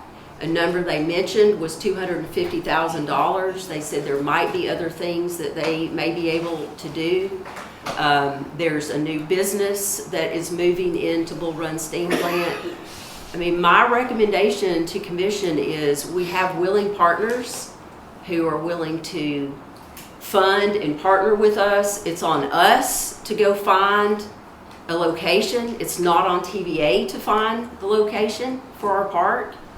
That's completely an Anderson County Commission decision.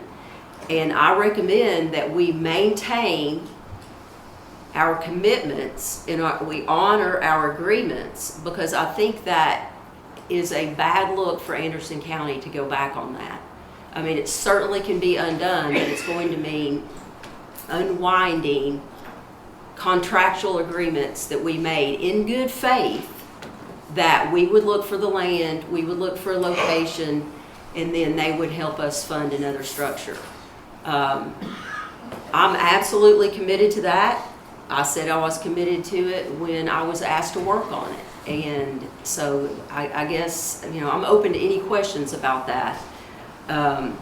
One of the reasons this came up is I went to Conservation Board and said, what do you all think about a community survey, working through the Conservation Board and me reaching out to the county commissioners? I reached out to Commissioner Wandell, Commissioner Mays, and said, what, you know, for instance, Aspire Park has just built a new kids playground.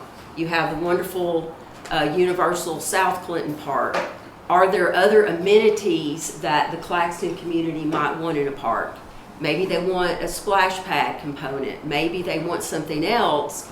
And, you know, I still think that's a good idea. Ask the people, you know, work with the commissioners to find what the people want. Maybe it's not another fort. But anyhow, I would recommend that we maintain our commitment and maybe we just expedite looking for another parcel of land. Thank you, Mr. Chairman. I guess as I get older, I have a hard time keeping up. When I hear the mayor say that it's on us to find the land, there's one thing I didn't hear in that conversation. She has no recommendation for land. probably not her responsibility. But I hear these things and I wonder, well then, why wouldn't there be any discussion about looking for land? You know, what I hear is we gotta have this obligation. We have an obligation. I don't think this motion says we ain't staying with our obligation. The motion says to have a resolution in support of keeping the Claxton Playground open until exactly what the mayor just said, a new location and funding is selected. It does not say you must keep it open past November 1st. Now, I don't know what my other fellow commissioners feel and how they make their decisions or not. I can't control that. What I can do is communicate with what I've been given by the good Lord and fight for the people in the district that I represent. And I've got news for you. If it was Mountain Park, Mountain View, I'd be fighting for them just as hard because they're in my district. And I have fought for them before to get some electricity there once upon a time. The mayor was very helpful in that effort. But we need to send a message. When TVA asks, I don't think anywhere in my conversations I've said it's TVA's responsibility either for them to find the land. What I said was, they mentioned to me there's some land available. And would that be suitable? I said, sure, heck, yeah, it'd be very suitable. TVA did that? Oh, yeah. But I need something to show them. Again, it does not say we got to get out of this or get into that and we're rescinding our obligation. None of that language is in this motion. So I just ask my fellow commissioners respectfully, let's just put a resolution together. If that word resolution is too strong, let's just do a letter. And if that's too strong, let's do an email. I mean, I don't know what it is it takes to get people to move on things, but I need some support, guys and gals, and I appreciate if you help me for this one request. I mean, drive by there. What do you see? You see people swinging, you see kids playing, you see people having parties, and again, I'll say it again, and I know you get sick of hearing it, but the one pavilion was built by the Jenkins family in honor of his wife who died of cancer. For us to sit here and say we're just going to tear it down, and by the way, Mr. Brooks, who would be responsible for that equipment that's on that property? Is it really the county's responsibility to remove that equipment? County didn't put it there. The commission, the Optimist Club did. So why would the county be responsible for taking the land down? I don't think they would be. Of course, I'm not an attorney, maybe you can research it. I've got several things coming at me which I'm happy to look at. And Optimus Club put up the equipment. Yes. The equipment is on. Raise the funds, build it, put the equipment up, acquired equipment, yes, all of it. And it's on land owned by TVA. TVA, to which we have a recreational easement. It was originally leased to the Optimist Club. And the Conservation Board maintains it. Is that? Commission voted in 2005 or 6 to allow the Conservation Board to take it over from the Optimist Club and enter an agreement directly with TVA. And the equipment is insured through the county. Yes. You know, if this passes, it's going to full commission, which will give you time to look into all that. A couple of days or? Yeah, that way I'd give you till Monday. So, we have a motion on the floor. I'm just looking for a motion to draft. I mean, I'm not even asking for a final one on it. I'm just asking for a draft of support keeping the Claxton Playground open until a new location and funding is in place. It doesn't say TVA has to find the location or funding. It doesn't even say Anderson County has to, but my hope is that somebody will within that period. I guess for clarification, if no new location is found by December 1st, then what? We don't honor our agreement? I mean, I guess that's where I need the clarification. I suppose you would honor your agreement. I've not instructed anybody to draft something that put a stop order on anything. I've just asked that we, still have an agreement in place. This motion does not rescind your motion or your action. I mean, it wasn't, so it's commission, it's a vote of commission to terminate the recreational easement that's effective December 1st. This motion? No, Oh, the prior motions, so, I mean, you just said you, but that was an agreement that was recommended by the Conservation Board and passed by the full county to terminate the recreational easement. So I'm just asking for clarification. If we have a motion that we're not going to close the playground until there is another location and funding is available for another playground, then, you see what I'm saying? I need clarification Okay, Mr. there. Chairman, I'll make an amendment to my motion to say, have a resolution drafted in support of keeping the Claxton Playground open until new location and funding are in place, or November 1st comes and the county will proceed with their recommendation from the Conservation Board. How's that sound? Well, I mean, we're keeping it open until November. I mean, it's already staying open. Commissioner McCammy's first. Commissioner McCamey? I'm not for rescinding any motion, but I agree with Tracy that we can pass a resolution requesting TVA to assist us with looking for land and, you know, keeping the present park open until a place is, you know, decided on. And TVA has indicated they have some land that they'd be willing to give us. By the way, Channel 95's down, Yeah. so there won't be any recording of what's going on. And if we need to take a, a break while he gets that done, we can do that too. But Commissioner Anderson? My suggestion is, since we've worked to get the agreement in place that we've got, maybe we could say in light of our decommissioning of the current location, Anderson County would like to keep a park in Claxton with the help of TVA, with the match and maybe help with land, not necessarily say that we're going to keep the current location regardless, just say, this is sunsetting, we'd like to keep a park in Claxton, and that's Conservation Board's goal I too. think They're that's not what the agreement is, cutting to it. have one in Claxton. Is that- Yeah, and I don't have those minutes in front of me, but we did, when we voted for the termination of the recreational easement, it was part of one of the motions there, that we would maintain a park in Claxton, So the yes. conservation budget, I mean, they're not going to stop maintaining the park. They just would rather invest the money in it. Yeah. There's November 1st, that will stop it. That one, but I mean, they're going to keep, if we build a new location, they're still going to use what we spent on the old park, maintaining the new one. So they're not, there was never any, the park was never looking at. So the cutting budget the is park. still there. Yeah, the budget will be there for the new park, yeah. That's not gone anywhere, so that's. Chairman, it's already been stated tonight, that there's a park in Claxton already. Doesn't say a new park, it says a park.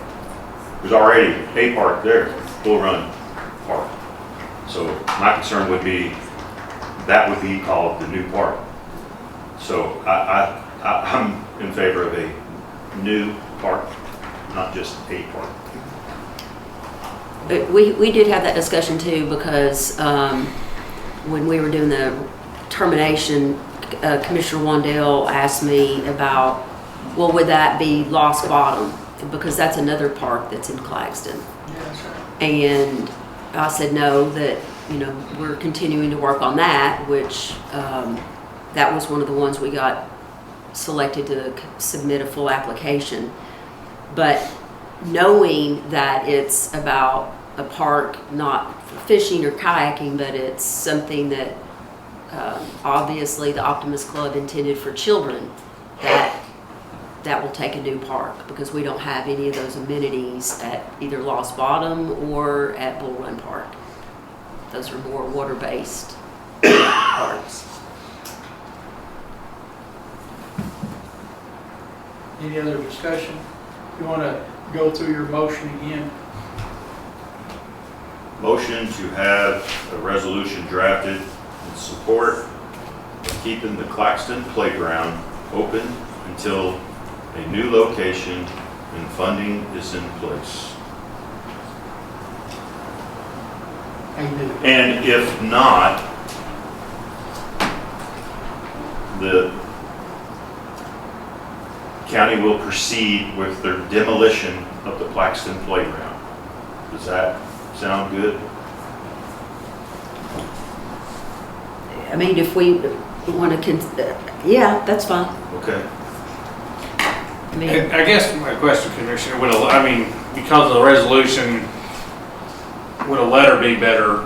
And it's saying, and I know of support of, hey, we want to keep this open if we can. We understand if we can't, then everything proceeds as already passed by resolution. I don't know if that changes anything, but it's.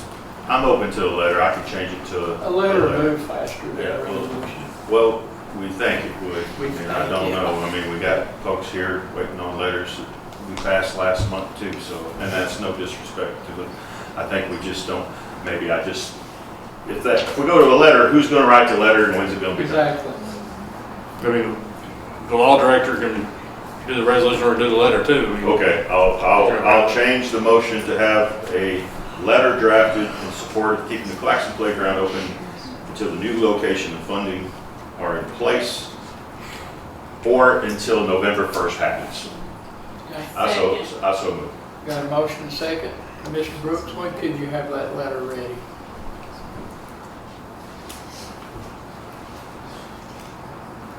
I'll have it for you on Friday. Okay. Does that work? So we can address it for commission then. Yeah. All right. All in favor say aye. Aye. Any opposed? Motion passes. Thank you. Okay. Discussion of hotel motel tax for campgrounds. Ms. Wells, would you mind coming up and give a little explanation on that?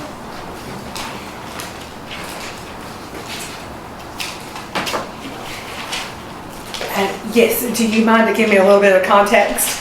Because I understand this was put on the agenda by, was it you? By me, yeah. Okay. I had some constituents reach out and they were concerned that they're gonna have to be charging their campers more money, which, everybody's, when it comes to more cost, and we wanna know how substantial that is, what it entails. Basically, based on $30 a night, how much more, or, $60 a night. I think you got a better feel for what the fees are. Well, I think one of the questions was what is the occupancy tax? And it is referred to as a hotel tax. I wish that was changed. I wish it was more of an occupancy tax, because according to TCA 67-4-1401, hotel means any structure or space or any portion thereof that is occupied or intended or designed for occupancy by transient for dwelling, lodging, or sleeping purposes, and includes privately, publicly, or government-owned hotels, inns, tourist camps, tourist courts, tourist cabins, motels, short-term rental units, primitive and recreational vehicle campsites and campgrounds, or any place in which rooms, lodging, or accommodations are furnished to transient for consideration. So in other words, anywhere someone can stay for less than 30 nights. So that what Commission passed last month is a occupancy tax of 4% for the entire county. So every city, every incorporated and unincorporated area of the county. So areas that were not taxed before are Oak Ridge and Rocky Top. Have a stacked tax. Previously, Clinton, Oliver Springs, and the city of Norris all had a stacked tax. So Rocky Top will be, if you're in Rocky Top and you're staying at a campground, there will be an additional 4%. Now, if your rate is $40 a night, you're looking at approximately under $2. I think that they rent some of their cabins for $80 a night, so you're looking at an additional $4 that the occupant pays. That's This is per night, that is per night. That up the to oc- 30 days. Up to 30 days, yes. If someone is staying more than 30 days, that law is changing as of July 1. So if you are staying 30 days, you are charged for the first 30 days, and on the 31st day till, if you want to stay 560 days, you would not be charged an occupancy tax. So, I don't know about sales tax. I don't know where that comes into play. So, but, did I cover everything? Sorry. Yes. I have a question. Yes. So you said the stack taxes, you have City of Clinton, Norris, and Oliver Springs. Yes. So from that county portion, is so much allocated to them to use for tourism in that area specifically? No, it's Or not. is it all in a bundle? 'Cause that's the question I got from a constituent. Sure. No, it all comes to Anderson County. We have always promoted the entire county, even though previously Oak Ridge and Rocky Top was, we were not taxing those occupants. We have always promoted the entire county. I think, you know, That's correct. Commissioner Isabel, we've promoted Rocky Top. We've done a lot of work in Rocky Top. Almost every single, you know, collaborative effort that we've done with Oak Ridge includes brochures, placer, ads that we've done. I mean, we've always promoted the entire county. We have not listed their lodging facilities previously because we passed we made a motion within our committee that the commission passed also to only list assets that are paying into the tax. Now that it's countywide, all lodging assets will be listed on our website. They already are, actually. I worked on that last week.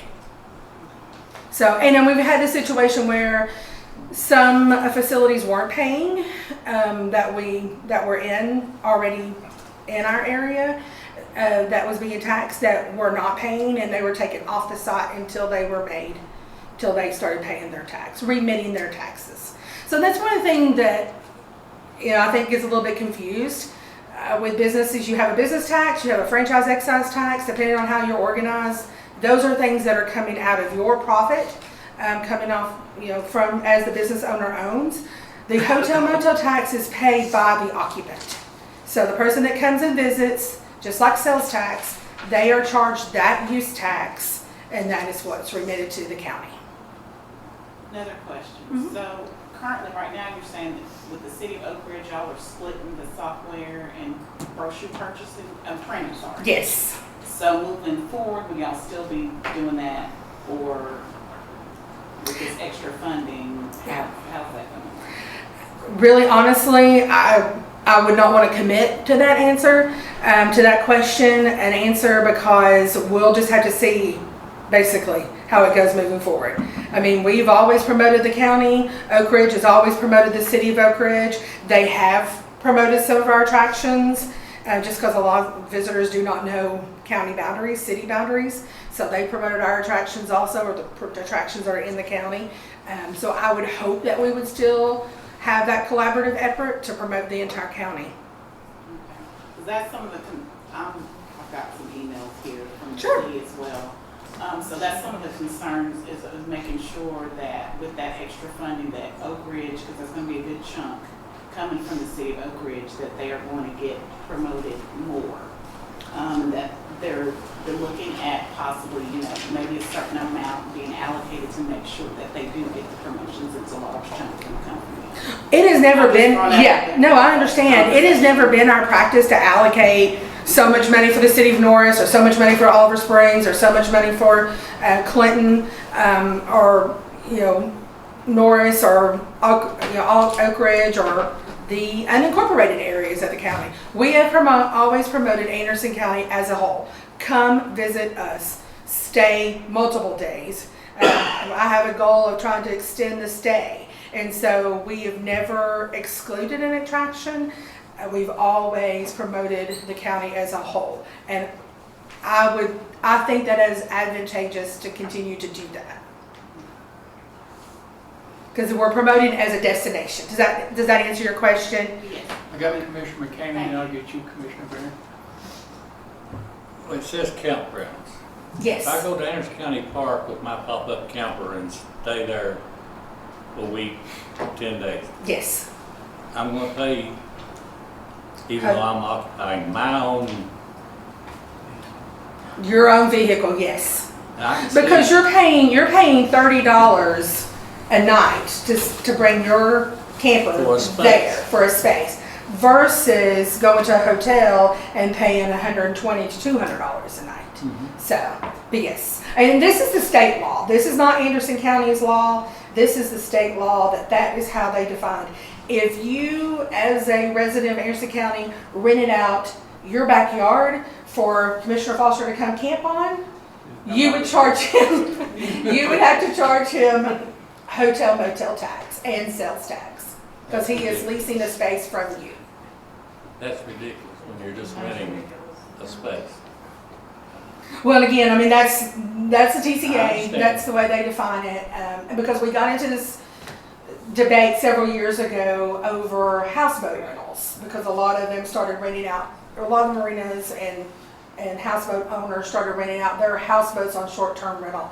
And the Attorney General at that time came back and said, yes, it is all considered lodging by a transient person.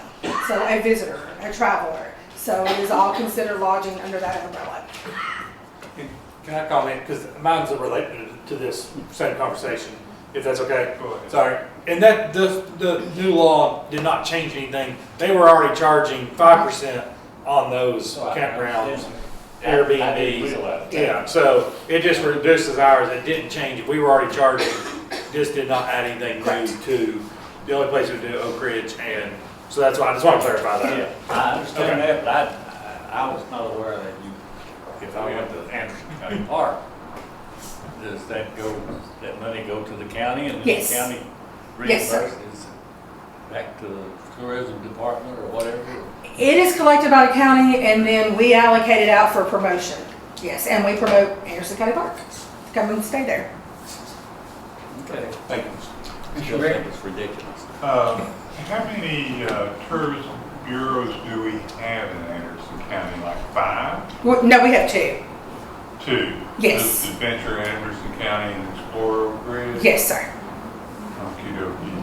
Has anybody thought about combining the 2 of them? That would be a conversation between the 2 governments, I'm assuming. I mean, you know, it just seems,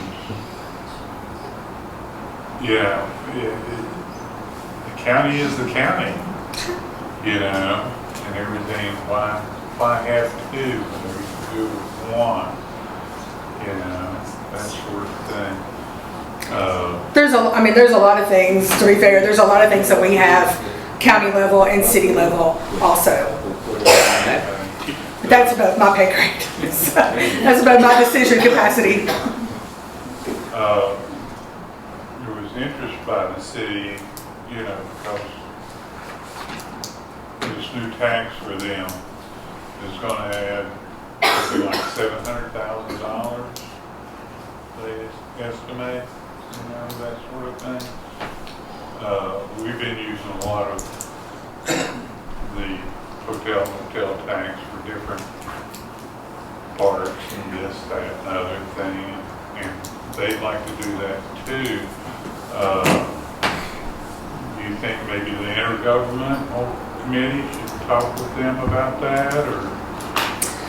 It's my understanding right now, if anyone is to request funds from Anderson County government, they would have to go through the nonprofit committee, because I think you all made a decision to also put cities under that umbrella. So it would be my understanding that if any organization, county, nonprofit, wanted to request funds, county funds, that it would be through the nonprofit process.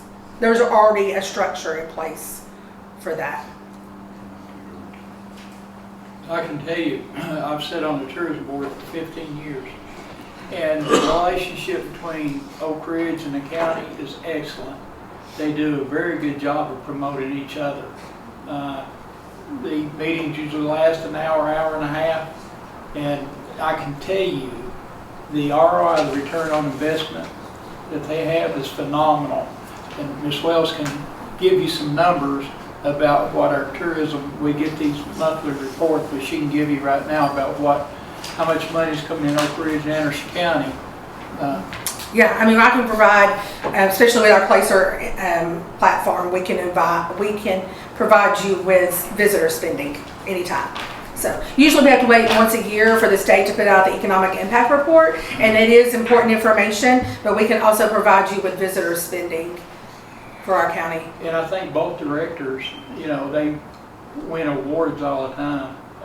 State Director of the Year and things like that. I mean, we've got the best in Anderson County. Yeah. And I mean, with the new TCA, it talks about how we have to invest that money back into the community, and it's through promotion and development. So that's how it will be spent.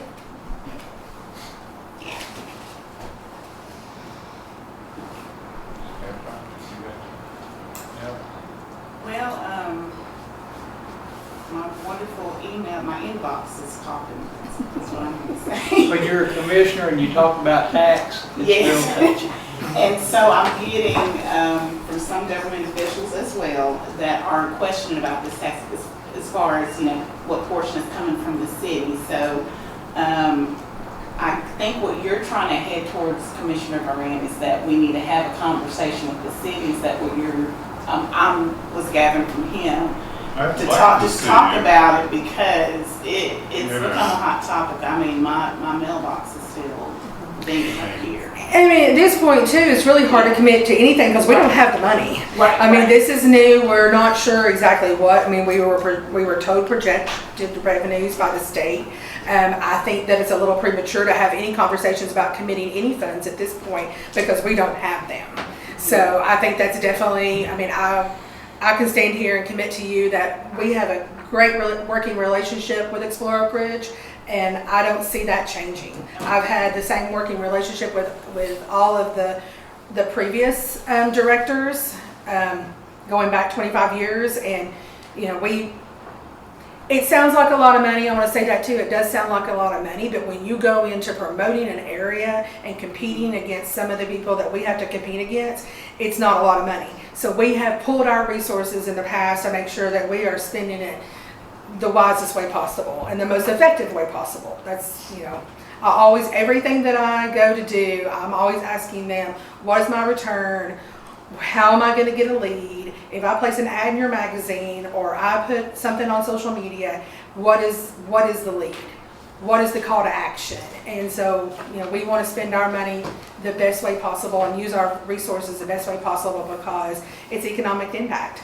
It's every visitor that comes here, spends money here, spends sales tax, gas tax. It's not just hotel motel tax. It's sales tax, it's gas tax. It's when they eat at a restaurant, when they go to an attraction. We want to be sure that those funds filter back in and pay for resources like EMS, the Sheriff's Department, animal shelters, all of those kind of things. So, and this placer actually tells, what's going on in Oak Ridge and Anderson County and how much you're spending, what you're spending on. It's like the rowing. That's real big for Oak Ridge. And that's one of the things, look at our placer information too. We're in that curve. We were riding sorry to say this, but we were riding the COVID high where we had a lot of people come into our area through 2020, 2021, and 2022. We're starting in 2023, that curve started going back down. And 2024, it went down even more. It's above 2019. We're still we improve about 5% every year, sorry. And we're still above 2019, but that's why I can't sit here and say exactly how much that amount is going to be because we're starting to see a decrease. When will this money be coming in? I've talked with Jeff Cole, and I think the mayor and I have worked with him to be sure that we inform all of the lodging facilities. So it could be, you could see some of it next month, but even if they put it in today, it'd be in May 12th. So the taxes are not due to the county until June.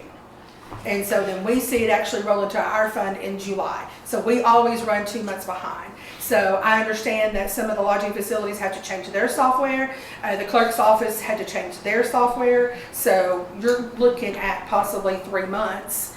But I would respectfully request that maybe January 1, that's when we start preparing our budget for the next year, that I could come back and report to you all where we are and maybe some realistic projections at that point.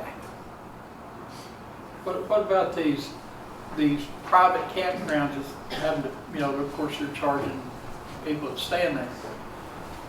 Do they get advertisement as well? Absolutely. Okay, so they're I mean, getting- I went to our hotels 10, 15 years ago and sat down with them and said, what do you need? I mean, our hotels right now, at that point, it was 90% of our hotel motel tax. Now it's probably about 70% with the short-term rentals and the campgrounds and Windrock and some of these other places. Our hotels are make up about 70% of our overall collections. And I went to them and said, what do you need? And keep in mind, these are the hotels at the Clinton exit. And they said, we need about 30% of our people come off the interstate after 5 o'clock. We need signage on the interstate. And so if you drive Interstate 75 north or south, you'll see 2 billboards. We pay for those. They are the hotel logos, basically. And it says exit 122, come here. So that was something directly that the hotels wanted. They were doing it individually. They were trying to partner together and pay for it. And some hotels were paying and others were not. So we took that over. We spend about $25,000 a year advertising those hotels off of our exits. So now, again, I'll be more than happy to sit down with the Oak Ridge Hotels and the Rocky Top Lodging and ask, what do you need? Because we don't want to do something that they don't need.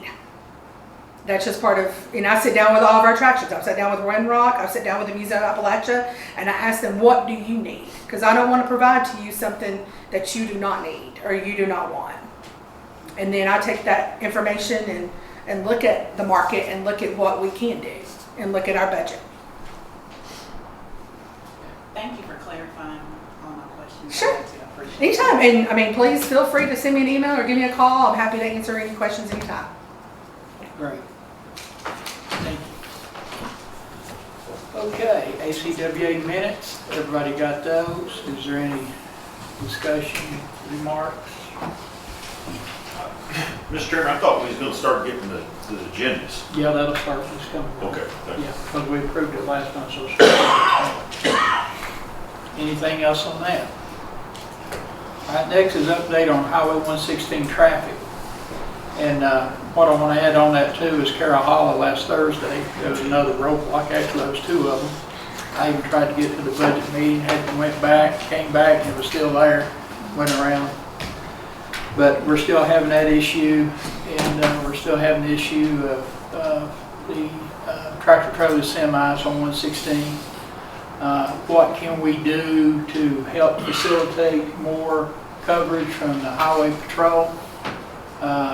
It's a state highway. Citations.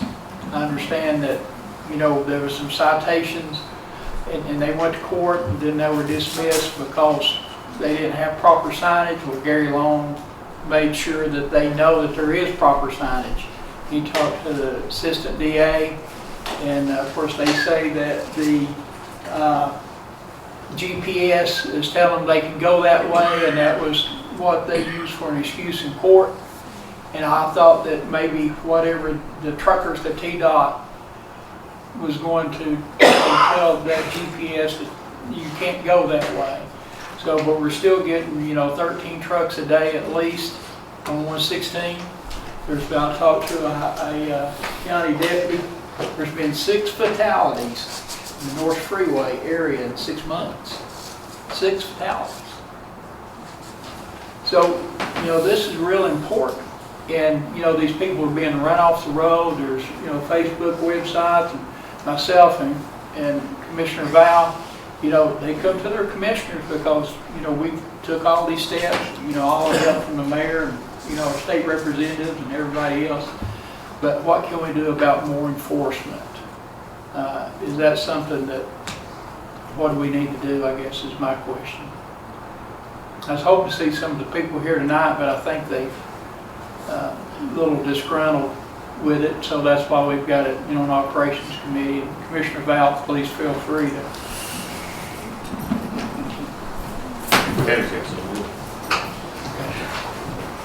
Thank you, Mr. Chairman. Yes, sir. We got phone calls, we got texts, we got Facebook messages, we got emails, we got carrier pigeons. We had several forms of communication with our constituents in that area. I myself have been run out of the road on traveling that road. Thank you for acknowledging the fact that it is a state road. It is a state route. However, Sheriff Barker and Chief Galloway sent it out again to our patrol division that if they would, any free moment that they had, please patrol that area. I've spoken with several of our patrol deputies who have issued citations over the last few weeks. You were speaking of the Carroll Holler incident. One of our patrol lieutenants that we all know and love arrived on the scene soon after that on the Carroll Holler side and apparently ran into 2 or 3 more tractor trailers that were waiting for the first one to be cleared up so they could try themselves to get out on 25W. He issued them citations. So the enforcement has been increased. Even though it is a state road, the sheriff's office has increased on county roads and that state road. We have reached out to the highway patrol. We have informed them that we would respectfully request their presence more often in our area. However, any communication from this body to the highway patrol, I don't think would hurt the situation at all. Well, we've had, a great working relationship with them and they're very Absolutely. Looking forward to working with us and that. But, if there's anything that we can do to support that, Mr. McCain.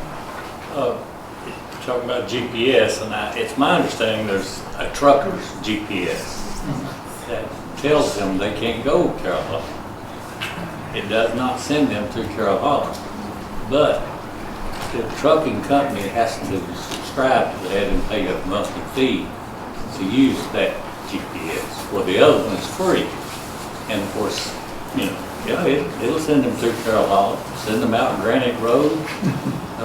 Well, I'll tell you, that guy that was stuck the other night, the way he was sweating, Well, and it was that's blocked when for they an hour and a close. half, he won't come that way no more.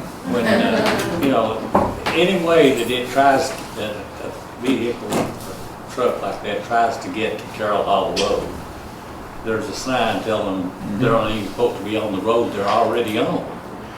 And then there's one right at the beginning of Carroll Holler Road that says no trucks. Yeah. I'm just trying to figure out how they got there. And, I think we ought to come up with some way to impound their vehicle. We have to sit there and wait all day, to get it cleared up, to get on from Clinton to Rocky Top, so maybe if we impound some vehicles, just have them, when they come call the record, have them take it straight to some lot somewhere. I don't know, but I said a couple of times that the word would get back to you. Well, it's, and that's why I talked to Gary Long, because he called and he let the DA's office know that it is signed. Everything's there before you turn on and off, and even Mayor Stiltner in Oliver Springs turned back 19 trucks in one day. One day. Coming from Oliver Springs. That is worth mentioning, Mr. Chairman. The Oliver Springs Police Department and the Rocky Top Police Department both have been assisting in this as well. But, do we need flashing signs? Because evidently they're not paying attention to just regular signs. And what can we do about GPS? And I think definitely, when they go to court, they need to pay a fine, not just be let off. The DA's office has been educated on the history of this situation, so. But we're getting there. Yeah, yes, sir. We just want our constituents to know that, just like our water issue that we're going to take up, and we're not going to let this stuff die until we get something done. Yeah. What's the fine? How much is it? I don't know, sir. I don't know. I know there's a set fine, but then I think the judge has discretion as well, so I don't know. But we don't know what the set fine is either. No, sir. And Rex even came to me, he's concerned, Gary's concerned, because, if you do a crime, especially with all the signs, you need to pay. I mean, seems like we should be able to put a flashing sign up that's connected to solar or something. Yeah. And then, Like the one in Oak Ridge. then put a sign below it that says, you will be fined, whatever the fine is. I think if they start seeing that, they'll quit. They know how much it's gonna cost them. Maybe they won't. Might not be able to read. How would we approach TDOT with flashing signs? I have a meeting on the 29th where I was gonna bring this up, so, we have a RPO meeting at 1 o'clock over at Strawberry Plains exit. I guess, when you're saying 19 are turned away in one day, why are they, I know there's a couple that may be servicing, but why are they using it? I'm trying to get to the root cause Coming here. in from Oliver Springs side. To save travel time. And especially now that the interstate is bogged down because of the repairs been made to the bridge. And I don't know how in the world they think that they're gonna save time, because they don't save time. Are they getting off in Harriman and then going to Oliver Springs? I travel the roads a lot, and my GPS never takes me any of those ways because they're slower. I just can't imagine. And I don't want to say something about our trucking community, but are they avoiding way stations? Or, is that what some of this is? I'm trying to understand, at risk of tickets and seeing signage, because I find it hard to believe that they're all blind to the signs. So is there something else that... Is it possible to ask TDOT too about height barrier things that, I know they still got to service some of those areas, but I don't know how often we're taking, most of those ones coming on 116 are just bypassing, they're not, we got some coal trucks and stuff coming out, but that don't seem to be the issues that we're running into. Yeah, we got timber trucks and all. Yeah, but I'm just kind of wondering, could we put some of those crossbars that warrant of height, and so. Even with the trestle on Old Lake City Highway, when you turn off the old train trestle, we still have them trying to come through there and realize they can't get under and have to try to back up Old Lake City Highway to find a place to turn around. And I'm trying to think, it maybe started Carroll Hollow, some of these roads where we know, Carroll Hollow is the worst because, once they get to that, it ain't nowhere, and they always try to go left. Can they even go right? If they go right, do they get caught? No, if they go right, they can go to the right. They can't go to the right, they just can't go left. I've stopped too at similar to school when they were turning on Carolina, and there's no place for them to turn around. And I told them, they were going to 4 Mile. Yeah. And I said, you cannot turn left at the end of this road that you're about to turn on. We stood. You'll have to go to the right, go out, turn around, and then come back to go to 4 Mile. I said, if you go to the left, you'll get stuck. And he didn't get stuck, so he must have went to the right. What happened is it got stuck, and then there was a horse trailer that tried to come around and got the other lane stuck. I know the city of Clinton dealt with that on Yarnell Road for years when they were trying to go to JD Yarnell, and they would go, and when they had the bridge closed, we'd see them go over the hill, and they had to back all the way up the hill, and you can call the police. You're talking a couple of hours, but, I think they put some signage up, said, hey, this is not JD Yarnell, it's at red light 7, and that helped. Now that it's a Spire lane, so the GPS doesn't take it to them as much, but they had the same issue for a long time. Okay. Anything else on that? Mayor, we sure appreciate what you're doing there too. Strategic planning update. Anything there? Next is the tornado warning signs by Bryce Tidwell.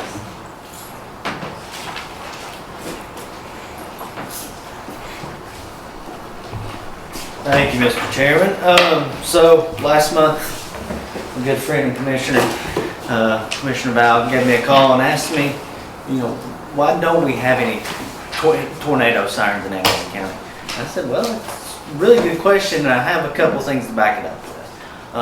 Starting off with the way that new construction homes and these newer cars are being built, they're built on soundproofing. Most of the cars have all kinds of soundproofing in the doors, in the front of the cab, in the rear of the cab. Houses with the insulation that they've been putting in there, it's designed so you don't have to hear outside noise when you're in your home. The outdoor warning sirens are what they're saying, you know, they're for outdoor use. Talking to some different county EMAs and how they do it, specifically Sevier County, after the 2016 wildfires, their after action report noted that they had a deficiency in public alerting. So what they did is they came in and they installed outdoor warning sirens at the schools. They were already county-owned properties. They could go about that way, and most of the time, the children are outside playing outdoors if there's a tornado coming through. So that's kind of where I stand with it. Another side of it is that they're fairly expensive.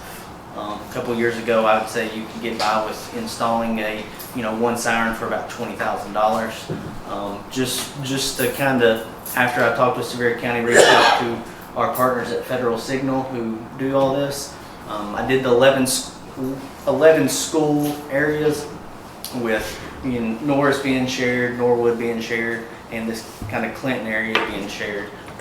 For the 11 schools, and then one voice siren is about almost $500,000. So they're pretty hefty on the front end. Of course, you have the ongoing maintenance costs with it.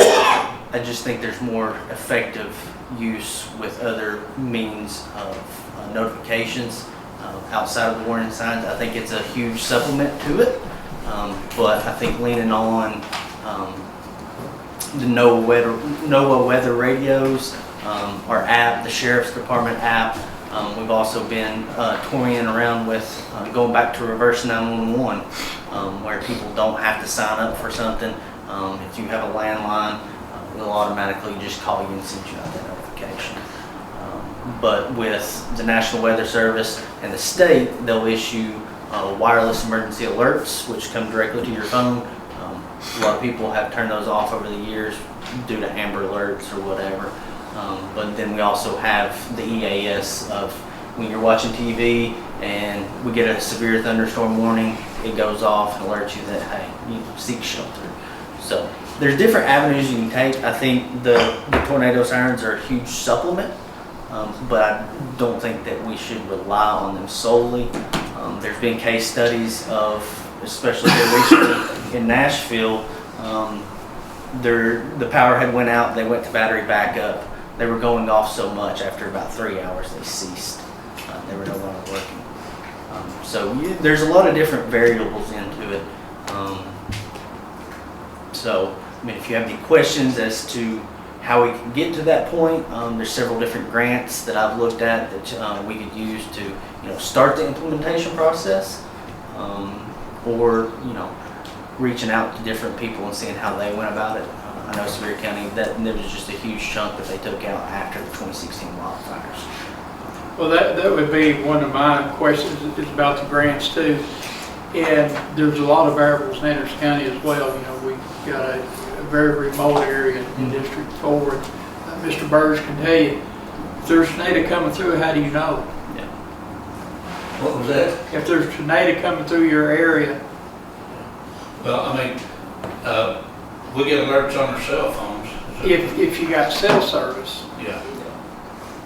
Going over the mountain. Mm-hmm. Those are some of the regions, that we're talking about. How do you warn those people? Because if it comes through Morgan County, and it seems like it's shifted, coming that way, Morgan County's getting hit pretty hard. Mm-hmm. Yeah, absolutely.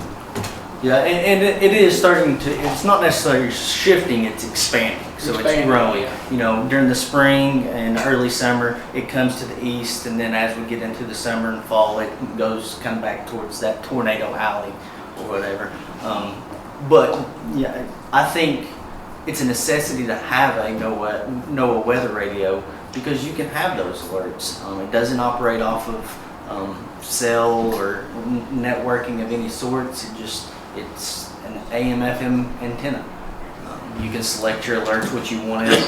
And, some people don't really care about severe thunderstorm warnings, but it's still a good thing to have on there.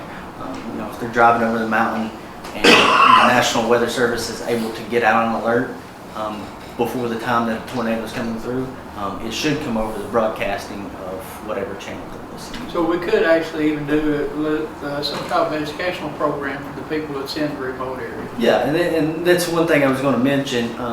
I'm looking at some of the grants I mentioned.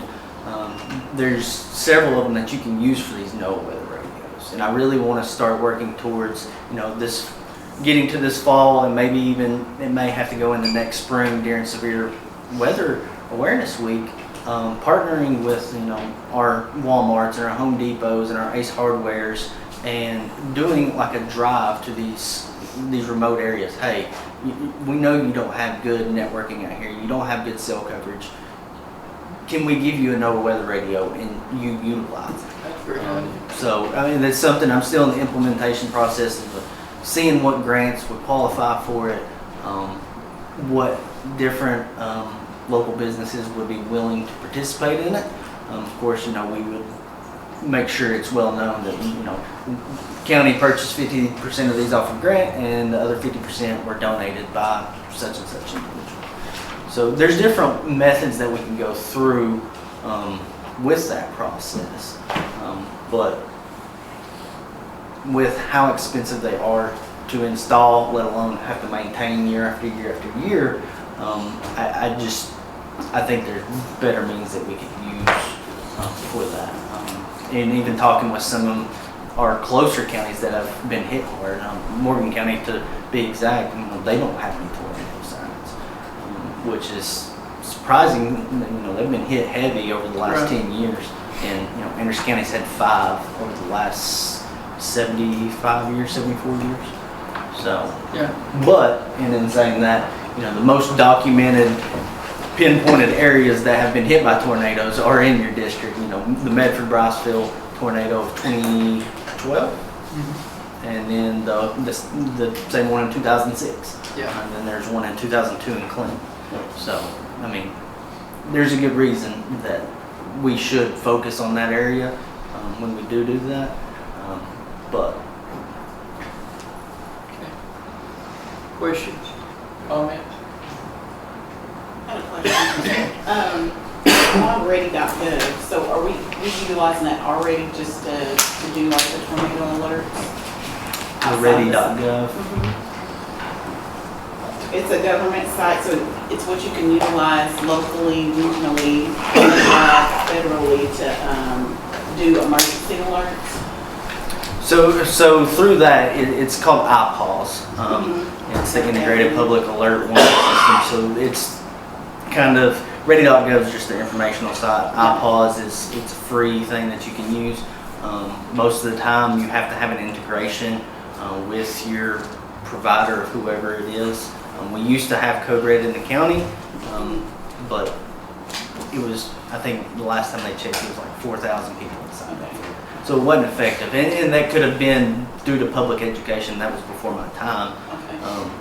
There's other areas that you could push. I know the City of Oak Ridge uses Everbridge, and talking with Everbridge, we can marry both those together. And if somebody in the City of Oak Ridge doesn't want to get any alerts outside of Oak Ridge, they can do that. But if they did want to get alerts outside of Oak Ridge, they can.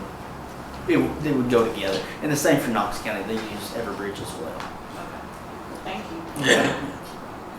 Mr. Coolwell, thank you so much for your time to come and sit and doing the study on this. We really appreciate it. You do a great job. Absolutely, and I don't care to come back after I look through some of these grants, whether it's we looking at outdoor warning sirens, or if we go to the weather radio route. Either way, whatever you all want me to do, I'll look further into it. Okay. Yeah, we appreciate any ideas. Thank you. Absolutely. Sabre had talked on 116 on the water issue over there. Sabre talked to Congressman Fleischman. Alan has talked to him and requested some more information. And it seems like he's willing to help in any way that he can. That's the indication of the guy. So we've got some more information to him that Mr. Burge has asked for. So hopefully he can get things done. I mean, he's in a position, Congressman Fleischman, if he wants it done, he'll get it done. So I we've never got a would lot have thought that we'd get internet there before we got water. Yeah. Basic necessity. Any new business come before the committee? Anybody wants to adjourn, just stand up. Make a motion.